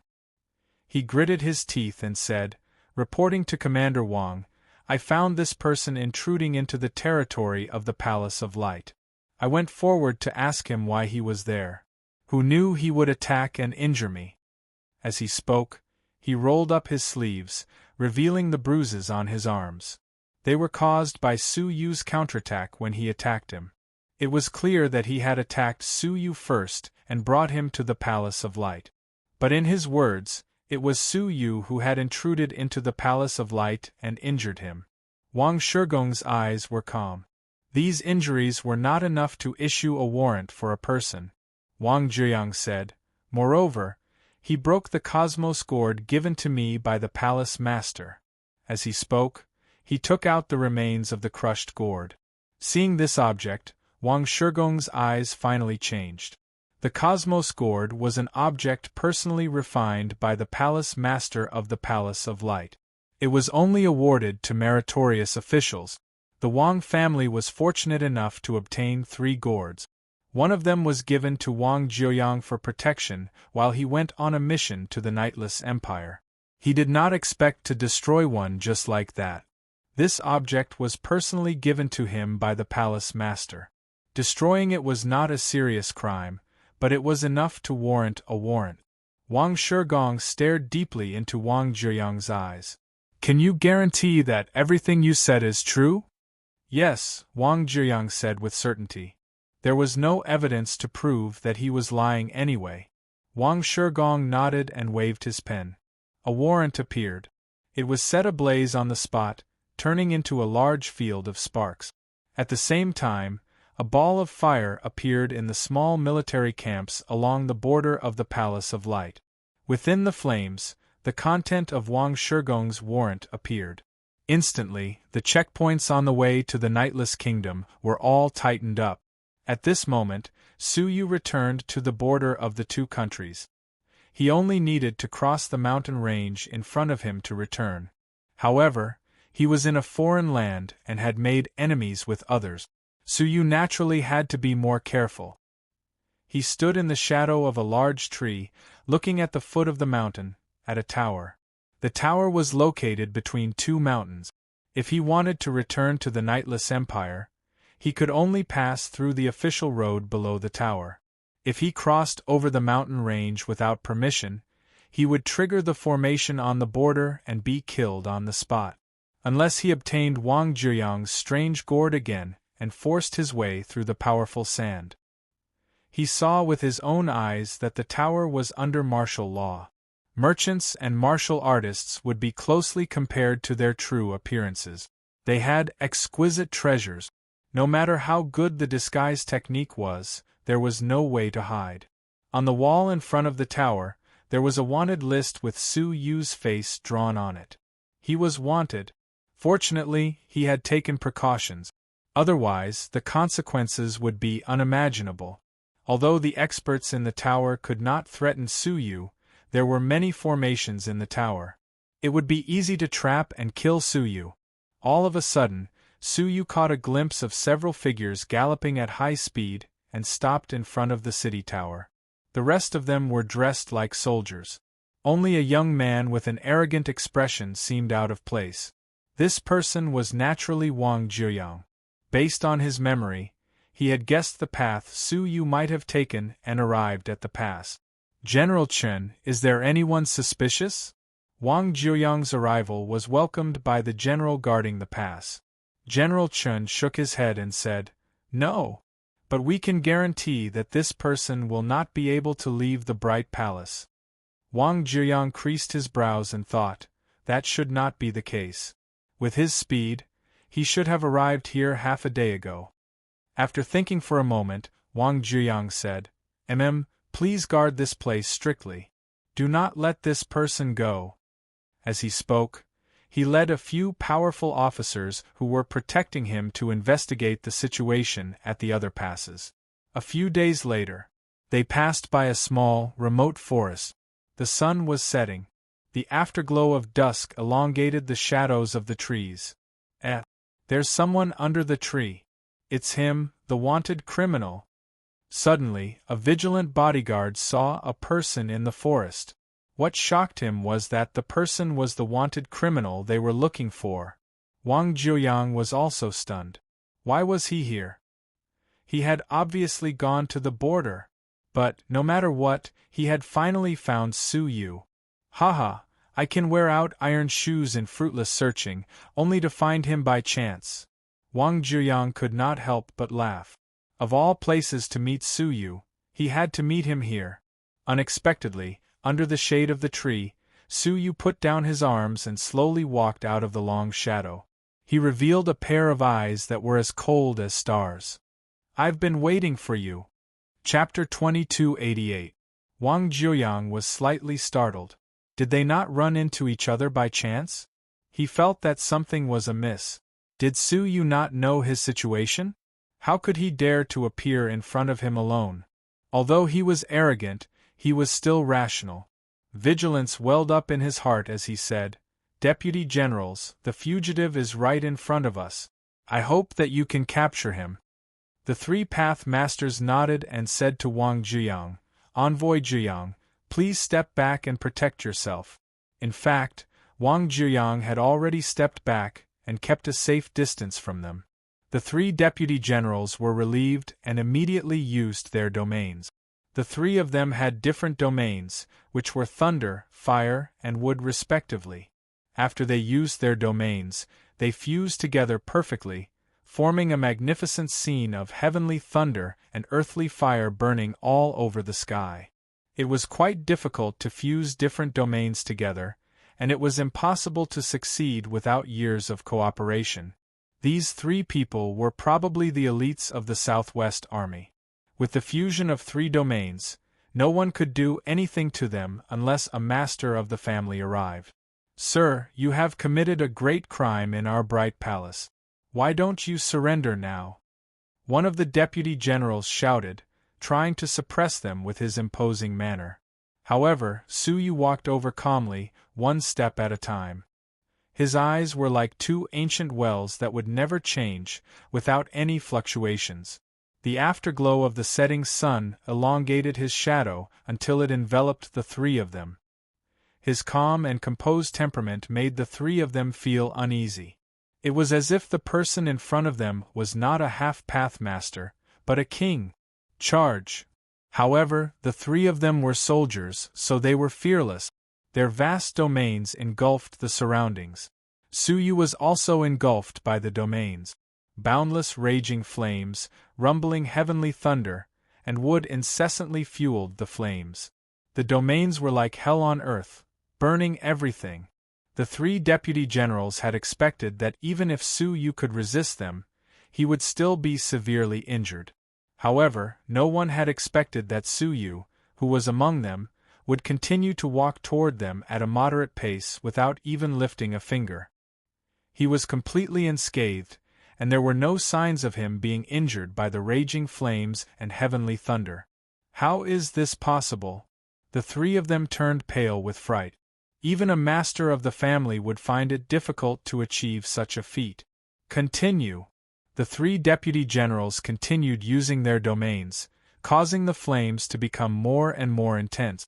However, Su Yu walked over, not even a speck of dust could be seen, until he was 30 feet away from them. At this moment, he finally opened his mouth and said indifferently, "This matter has nothing to do with you. Move aside." The eyelids of the three deputy generals twitched violently. They had exerted all of their abilities, yet they were still unable to inflict any damage on Su Yu. From the start to the end, the other party had not made a single move. His strength had probably reached an unimaginable level. "Sir, you have already committed a great crime against the Palace of Light. I hope that you will realize the error of your ways and not repeat your mistakes," a deputy general advised. Whenever Su Yu took a step forward, they would take a step back. With their duty, they did not dare to leave Wang Zhiyang behind. Su Yu's gaze became even colder. "Great crime? The crimes of your Radiant Light Palace are really easy to commit." He was brought to the Palace of Light and threatened to be killed. Moreover, he had not done anything from the beginning to the end, yet he had become a person who had committed a great crime. Did he not find it laughable? "Sir, please stop," the three of them shouted. Su Yu had indeed stopped in his tracks, but there was a sword in his hand. "I have already warned you to get out of the way. Since you insist on helping the evildoer, then I will drag you down with me." His patience had already reached its limit. First, Wang Zhiyang had snatched his invitation, then attacked him. Then, when the attack had failed, he had brought him to the Palace of Light to be killed. Then, when the killing had failed, he had slandered him as a wanted criminal. He could not bear it anymore. There was no need to bear it anymore. "Zhaoxi." Su Yu swung his sword. That extremely exquisite swordsmanship drew a plain and unremarkable trajectory. The three domains were instantly shattered. At the same time, the trajectory touched the bodies of the three path masters, and they were easily cut into two halves. The three souls fled in terror, fleeing far away into the horizon. At this moment, how could they care about Wang Zhiyang? Su Yu calmly looked at their souls. A crack appeared between his brows, and he suddenly sucked in the souls of the three path masters. Wang Zhiyang, who was watching the battle from afar, sucked in a breath of cold air. The three path masters, who had attacked together with their domains, had all died without their souls escaping. Wang Zhiyang's scalp went numb, and his heart trembled continuously. Finally, a trace of fear grew within him. He had thought that Su Yu's physique was only slightly stronger, and that his true abilities were nothing. Who knew? Creak! The sound of Su Yu stepping on corpses could be heard, and Wang Zhiyang was shocked awake. Looking at Su Yu, who was walking toward him quickly, looking at Su Yu's completely cold eyes, Wang Zhiyang was like a mortal who had encountered a fierce tiger, and his heart was filled with fear and despair. "Go, brother." Wang Zhiyang cupped his fists, and the arrogant look on his face disappeared. He said cautiously, "There is some misunderstanding between us. Actually, the person who put a bounty on your head isn't me, but someone else." Su Yu's eyes were calm. "Do you believe what you just said?" He sheathed his long sword, and golden dragon scales began to appear all over his body. "It's true. I think we can actually be friends." Wang Jiuyang couldn't find any words to ease the tension between them, so he began to speak nonsense and childish words. He could only blame himself for being too ruthless, and leaving no room for reconciliation. Your companion Xianyin has already saved you once, and I have let you go. Unfortunately, you do not cherish it and stubbornly seek death. Su Yu had already transformed into his half-dragon form.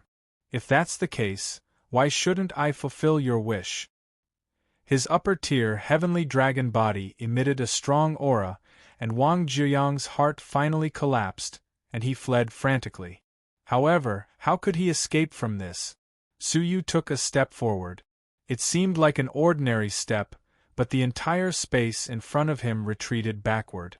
Wang Jiuyang, who had clearly fled to the horizon, immediately appeared 20 feet away from him. Sensing the strange changes in the space, Wang Jiuyang turned pale with fright. It was as if he had stepped into an abyss, and his heart was thumping wildly. No. In his fear, he began to fight back. The surface of his body turned dark purple again, and it was surrounded by purple smoke. Without thinking, he launched an earth-shattering punch behind him.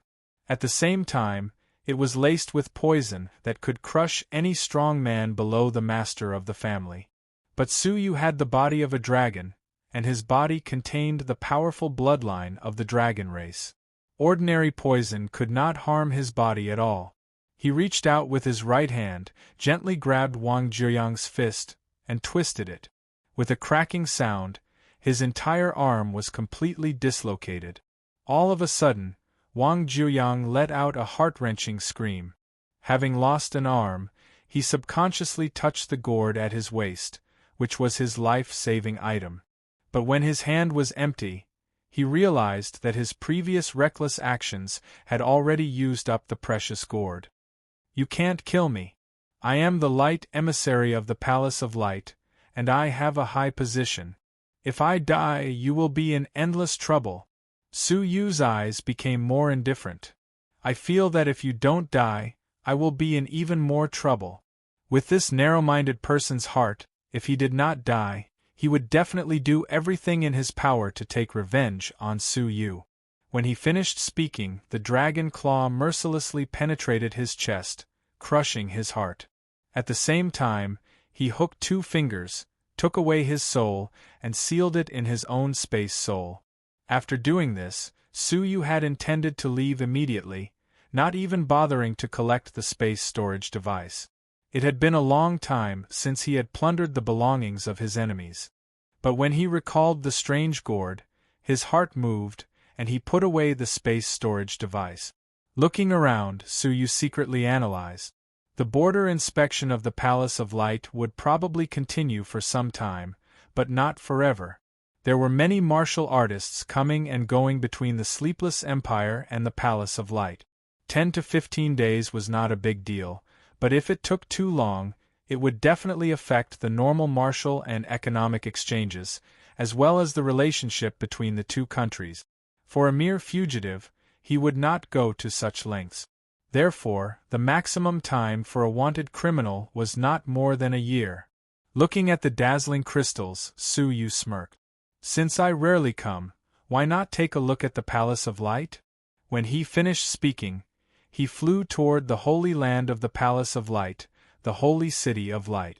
A few days later, several figures flew over, landing in front of the 4 corpses. Among them was the commander, Wang Shigong. But at this moment, Wang Shigong was not the tallest person on the scene. The tallest was a delicate girl in a snow-white robe. Her face was somewhat similar to Xianyin's, but there was always a hint of a faint smile on her face. Wang Shigong, those who died were from the Wang clan. Don't you feel sad? The girl in the snow-white robe had a faint smile on her face. Wang Shigong was squatting down, examining Wang Jiuyang's body. He said indifferently, "You deserved to die." He held a small purple jade bottle in his hand. Inside the jade bottle, there were many sparkling and translucent beads that formed a moving picture. This was a secret technique commonly used in the military camp. It could collect the memories of the dead before they died and identify the murderer. But besides collecting these memories, Wang Shigong also found some memories from not long ago. Among them was Wang Jiuyang taking advantage of his power to steal the invitation, then using the Cosmos Gourd in anger. In the end, he was stopped by Xianyin, who then fabricated evidence to slander Su Yu, causing him to issue a wanted order. Haha, Wang Jiuyang is really bold. He dared to deceive the great commander, Wang Shigong. The girl in the snow-white robe laughed. Wang Shigong's face was expressionless. I trusted others too easily and acted arbitrarily. I was wrong. Someone, immediately revoke the wanted order, Wang Shigong ordered. But the girl in the snow-white robe stopped him. Wait! She looked at Wang Jiuyang's corpse, her eyes devoid of pity, only disgust. Wang Jiuyang deserved to die, but the light envoy of the Palace of Light is not someone you can kill so easily. What are you thinking? Wang Shigong creased his brows. Continue to put up the wanted order. When I find that person, I will teach him a lesson and protect the honor of the Light Envoy, the girl in the snow-white robe said with a hint of anger. Wang Shigong did not object. As the commander of the army, he had no right to make too many decisions when it came to the Light Envoy. I will listen to Envoy Xian Hua's orders, Wang Shigong said. He did not doubt Xian Hua's words. Even if Su Yu had displayed extraordinary abilities that could crush masters of the family, Xian Hua was more than enough to deal with him. Because she was the second-ranked envoy among the Light Envoys. Her abilities were unfathomable. Chapter 2289. It was rumored that 20 years ago, on the day when Xian Hua broke through to the Path Master level, she coincidentally met the Heartless Iron Constable, who was famous in the Desolate Realm. The two exchanged martial arts, and the result was a draw. Today, 10 years later, her cultivation had been completely stabilized, but it was unknown how much her strength had improved. If she fought with the Heartless Iron Constable again, it would be difficult to predict who would win. Hence, it would be difficult for Su Yu to escape from his grasp. Xian Hua took out a golden cicada. The cicada's wings were 5-colored, and as it flapped, a 5-colored rainbow appeared. It was very beautiful. The golden cicada flapped its wings and flew around the 4 corpses for a while. Then, with a squeak, it flew toward the holy city of light. Xian Hua laughed involuntarily. Should I say that you are overconfident or audacious? After killing the envoy of light, you didn't run away immediately, but went to the holy city of light. Interesting. As soon as she finished speaking, she took out a writing brush and drew a pair of giant wings on her back. It was obviously a fake painting, but in the blink of an eye, the painting became real. A pair of giant wings fell on her back, and she flew away at an amazing speed, catching up with the golden cicada. Several days later, in the holy city, Su Yu found the market in the Palace of Light was quite special. There were many shops that Su Yu had never seen before. For example, there were shops selling man-made divine beasts. The so-called man-made divine beasts were ordinary divine beast eggs injected with various special drugs to breed powerful and extraordinary mutated divine beasts. In addition, there were man-made Taoist bones and even man-made domains. These were things that Su Yu had never seen before. Nothing is too strange in this vast world. Su Yu was amazed. Even man-made domains could be made. He was quite tempted by the man-made domains, so he went to a shop to ask about them, but he was disappointed. The premise of the man-made domains was to have the assistance of someone who was proficient in this domain. That person had to forge a liquid magical treasure that was weaker than a real domain. After it was injected into a person's body, the person would have a similar domain ability. This method would not help Su Yu break through the domain. Unless he could find someone who was proficient in the 8 domains. The other man-made things were the same. They all had their drawbacks and were of no benefit to Su Yu. However, one of the shops attracted Su Yu's attention. Man-made blood. As the name suggested, It was the blood of a man-made alien race. Su Yu's heart palpitated with excitement. To Su Yu, the Dragon Clan was undoubtedly an alien clan. He arrived at the shop, which was divided into 10 secret rooms. 9 of the stone doors were tightly shut, indicating that someone was using them. Only one room was left unoccupied. Su Yu, driven by his curiosity, was about to enter when a white shadow flashed before his eyes. A middle-aged man in a white robe with his hands clasped behind his back calmly teleported in front of them, blocking their way. His facial features were relaxed, and his eyes were clear and powerful. He sized Su Yu up and said, "Mister, are you an outsider? Don't you know the rules of the Ryuan shop?" Su Yu's heart shuddered. This person's cultivation was very strong, at least surpassing the level of an ordinary family master. He was almost at the level of Xia Yan. "Yes, I came from the late autumn snowfield," Su Yu said. The late autumn snowfield was an ancient snowfield within the borders of the Palace of Light. It was sparsely populated and very few people lived there. No wonder. Although the white-robed middle-aged man's cultivation was extremely powerful, he was not arrogant. He said, "Ryuan has 10 secret rooms.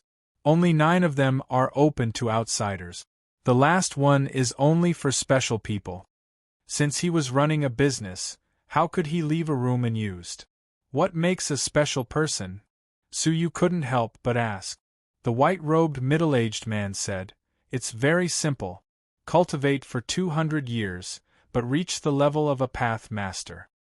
Anyone who managed to reach the level of a path master in 200 years was definitely a genius among geniuses.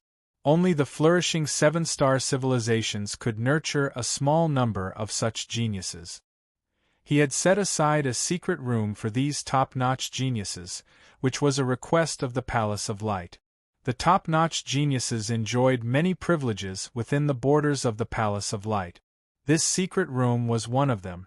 It could be seen how much the Palace of Light valued talented people. Su Yu's cultivation had obviously not reached the level of a path master. However, the Dragon Clan's blood was extremely beneficial to him, so he couldn't miss this opportunity. "Although I haven't reached the level of a path master yet, is my power enough?" Su Yu asked. The white-robed middle-aged man was surprised. Where did this youth in front of him get his confidence from? The gap between a half-step path master and a path master was like an ant, while a half-step path master was like a giant elephant. The gap between them was like the gap between heaven and earth. Moreover, the number of half-step path masters was much lower than the number of geniuses who managed to reach the level of a path master after cultivating for 200 years.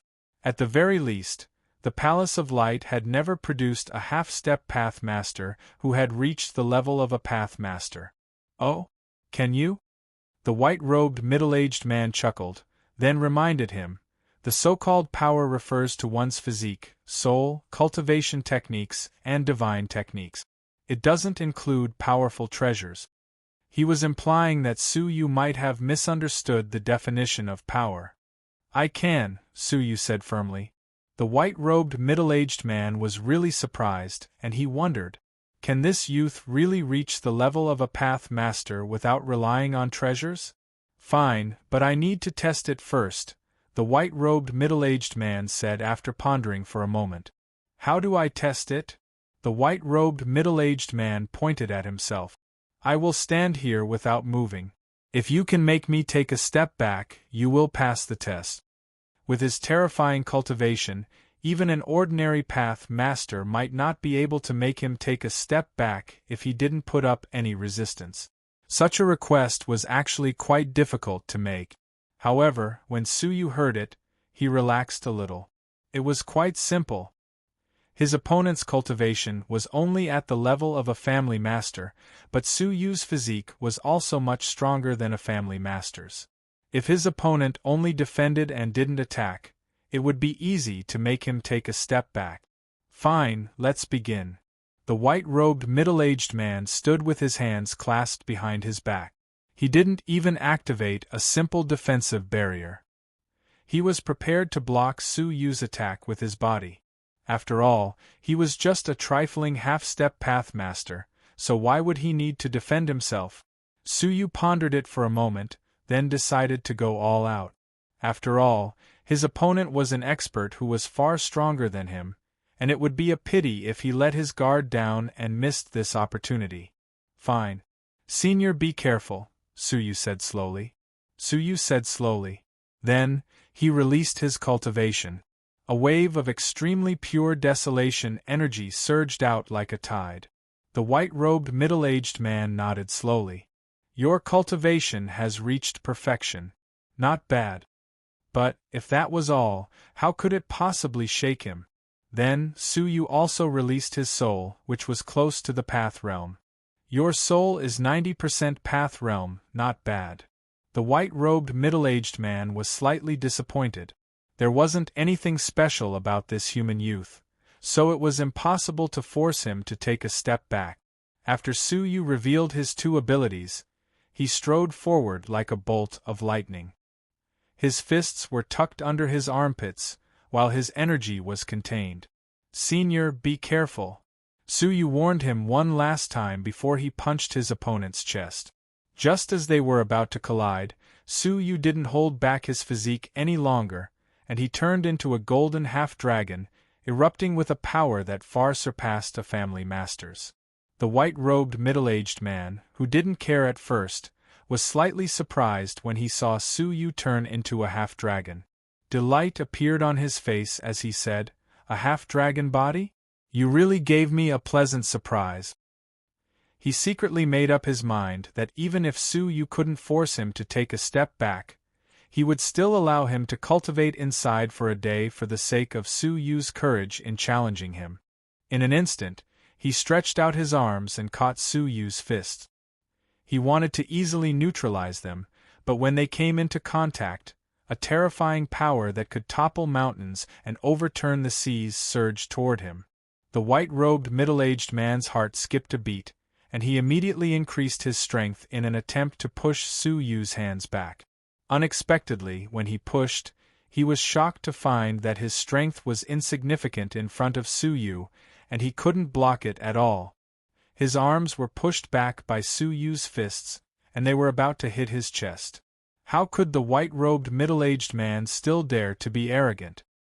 He immediately used the strength of a path master to form a defensive barrier on the surface of his body. When Su Yu's fists came crashing down, the entire defensive barrier was dented and dented. Moreover, after a violent tremor, it finally shattered with a pop. What? The white-robed middle-aged man was shocked. Feeling the two deadly fists about to hit him, the white-robed middle-aged man had no choice but to display his own domain. A layer of dark green domain was attached to the surface of his body. However, what shocked the white-robed middle-aged man was that his domain was like a piece of paper in front of Su Yu's fists, and it was directly shattered. In the end, the fists still landed squarely on his chest. Fortunately, his arms, the rain-proof barrier, and the domain had blocked most of the power of the fist. Therefore, the power that landed on his chest was less than 20%. However, the power of 20% still caused the blood in the white-robed middle-aged man's body to churn. It was as if he was walking on the road and being rammed by an iron bull. He was knocked back repeatedly on the spot. He staggered back 7 or 8 steps, and he was about to fall to the ground and end up in a sorry state. Fortunately, he reacted quickly, and with the help of the remaining strength in his body, he somersaulted in the air, dispelling the power in his body, and barely managed to stand. He touched his endlessly churning chest, and a dull pain struck his chest. "Elder, are you all right?" Su Yu walked over with concern. The white-robed middle-aged man retreated subconsciously, and at the same time, he displayed his defensive barrier. He seemed extremely fearful. After a while, he realized that he had lost his composure, and hurriedly put down his hand. With an embarrassed look on his face, he coughed dryly. "Ahem. I'm fine." He had been humiliated for once. He was almost beaten to the ground by a punch from a junior. No one would believe it if word got out. However, compared to his own humiliation, the white-robed middle-aged man was shocked by Su Yu's strength, and his heart was in turmoil. If he had not seen it with his own eyes, he would not have believed that such a nature-defying demon existed in this world. The 10 great emissaries of the Bright Light Palace, even the one who ranked first, could not achieve such an achievement in terms of physique. However, he felt that it was very strange. Why had he never seen Su Yu before? A person with such a powerful physique could claim to be the number one person in his generation. However, such a person had never been heard of, as if he had appeared out of thin air. How could he not be surprised? Chapter 2290. Su Yu said, "My surname is Su." Su? The white-robed middle-aged man quickly searched for the Su family in his mind, but there was nothing. The white-robed middle-aged man looked Su Yu up and down again and exclaimed, "Mr. Su's physique is simply shocking. May I ask who your teacher is?" He was really curious about where such a person had come from. Su Yu frowned slightly. "Is it the rule to use the secret room to get to the bottom of it?" Hearing that, the white-robed middle-aged man realized he had lost his composure. In the world of martial arts, it had always been taboo to inquire about others. "Sorry, I was just curious. Please don't misunderstand, Mr. Su." Su Yu nodded. "Oh, then do I meet the requirements to enter?" The white-robed middle-aged man's mouth twitched. "If you don't meet the requirements, who else can?" "Okay. Please feel free to use the secret room." The white-robed middle-aged man stepped aside and revealed the secret room. Su Yu nodded and came to the front of the secret room. On one side of the secret room's door, there was a notch. You just needed to swipe the card and you could enter it to train. Then, you could swipe it again before leaving. The secret room would charge you according to the length of time you spent training. Su Yu took out his gold card and swiped it. The white-robed middle-aged man's pupils shrank. Gold card? A gold card that could only be obtained with 500 million Dao coins? What was the background of this young man? The white-robed middle-aged man had wanted to inquire about Su Yu's background, but seeing that Su Yu was carrying a gold card, he gave up the idea. If a young man had a gold card, who knew what level of mission the influence or elders behind him was assigned to? If he were to discover a taboo existence while exploring, his life would be in danger. After entering the secret room, Su Yu closed the door and checked the situation inside. Inside the secret room, there was an empty pond about half an acre in size. Around the empty pond, there were 18 kinds of water outlets shaped like beast head. In the center of the empty pond, there was a crystal plate, which showed 10,000 kinds of special alien races. Su Yu rummaged around and found the blood of the dragon race. However, when he saw the price, Su Yu's mouth twitched violently. The price of artificial dragon blood was 10 million Dao coins a day. In other words, Su Yu could use the artificial dragon blood to train here for 10 days, which would be 100 million Dao coins. This was Su Yu's entire fortune, unless he sold all the Dao artifact fairy embryos he had. Those who aren't geniuses nurtured by superpowers don't even have the right to try it. Even Su Yu couldn't help but feel sorry for them. However, compared to wealth, martial strength was more important.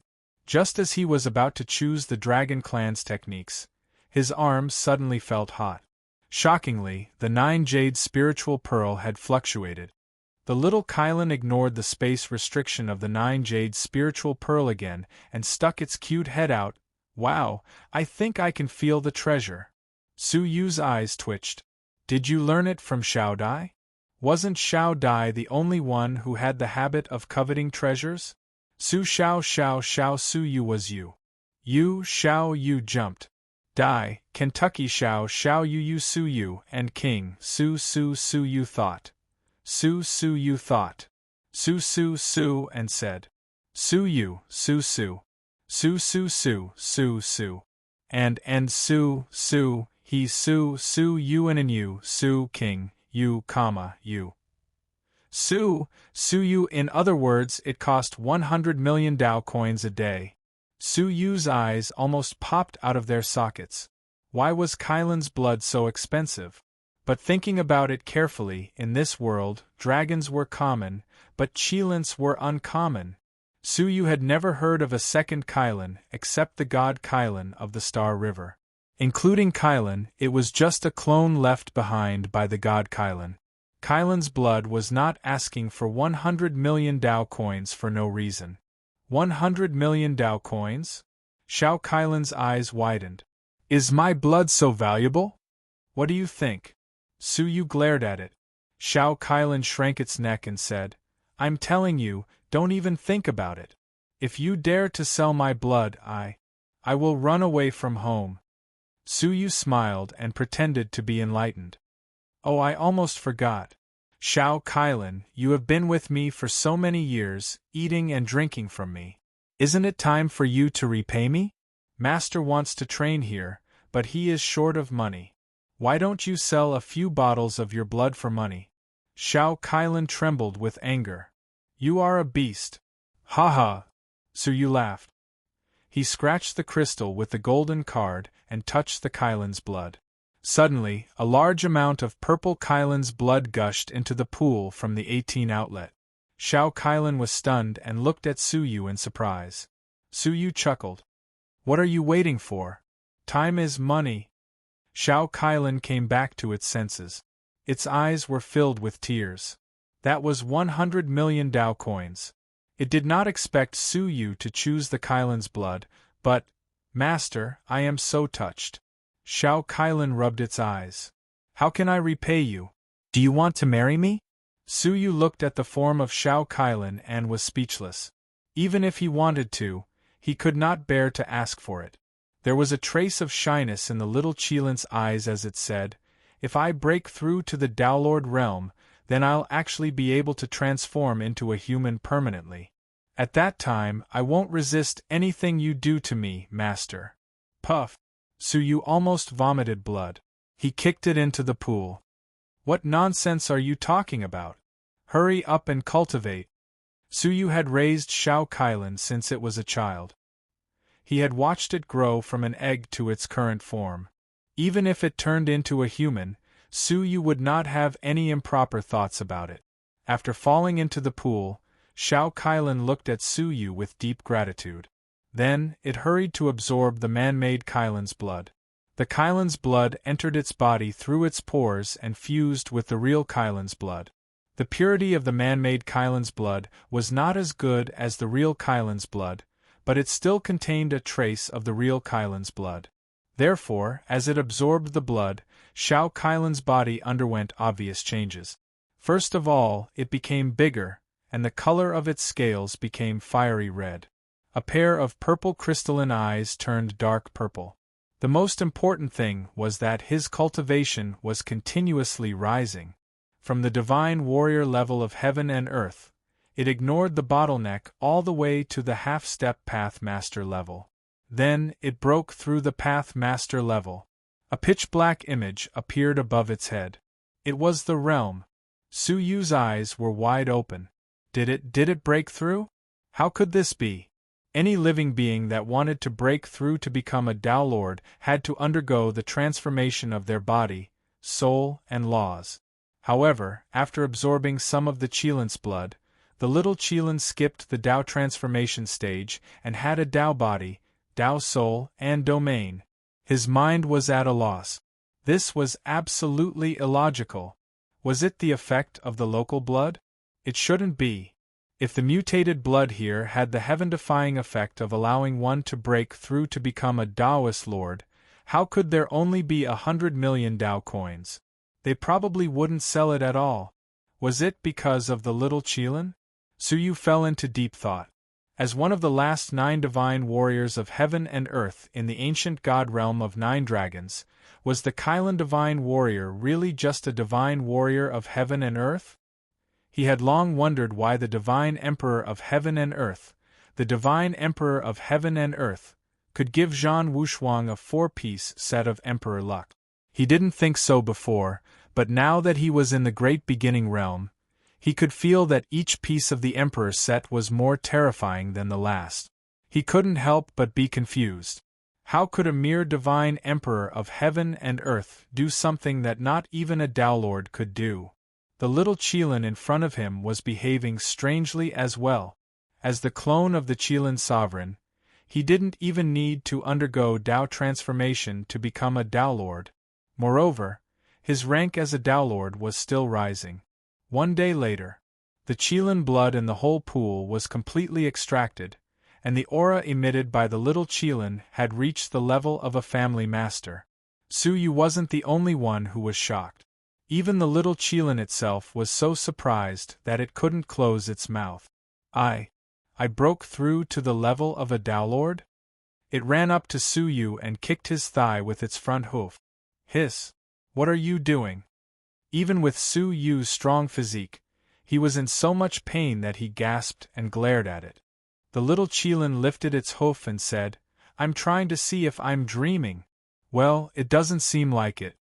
Su Yu kicked it angrily, and the little Qilin rolled on the ground. I think you're still dreaming. How dare you use me as a test subject? The little Qilin stood up and shook its head. Its face was full of confusion and excitement. Although I don't know why, I seem to be a Dowlord now, and I can transform forever. Master, who do you want me to transform into? Think about it carefully. Once I transform into a human, I can't change my form for the rest of my life. You only have one chance, so you should cherish it. Be serious. Su Yu pinched its face. When he got closer to it, he discovered that the little Qilin had grown more than twice its size. It was now as tall as Su Yu's shoulder.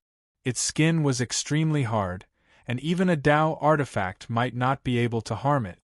Let's see what your domain is, Su Yu said. The little Qilin immediately released its domain, as if it was showing off. A pitch-black image hovered around its body. Su Yu's heart thumped, and he took out an abandoned Dao artifact and threw it into the image. However, the shocking thing was that the Dao artifact turned into a pitch-black powder on the spot. Is this the void domain? Su Yu asked in shock. A Dao artifact was a magical treasure that was condensed by the Daolord's own Dao when he became a Dowlord. It could be said to be the best among all magical treasures, and it was extremely hard. Even a person like Xia Yan couldn't destroy a Dao artifact. However, the little Qilin's domain was really unimaginable. It's not the void domain. It's the chaos domain. Some unfamiliar things appeared in the little Qilin's mind. They didn't come from the Qilin Emperor, but from an even more mysterious existence. Chaos? Above the void domain is chaos, the little Qilin murmured. Before the great beginning realm was created, it was in a state of chaos.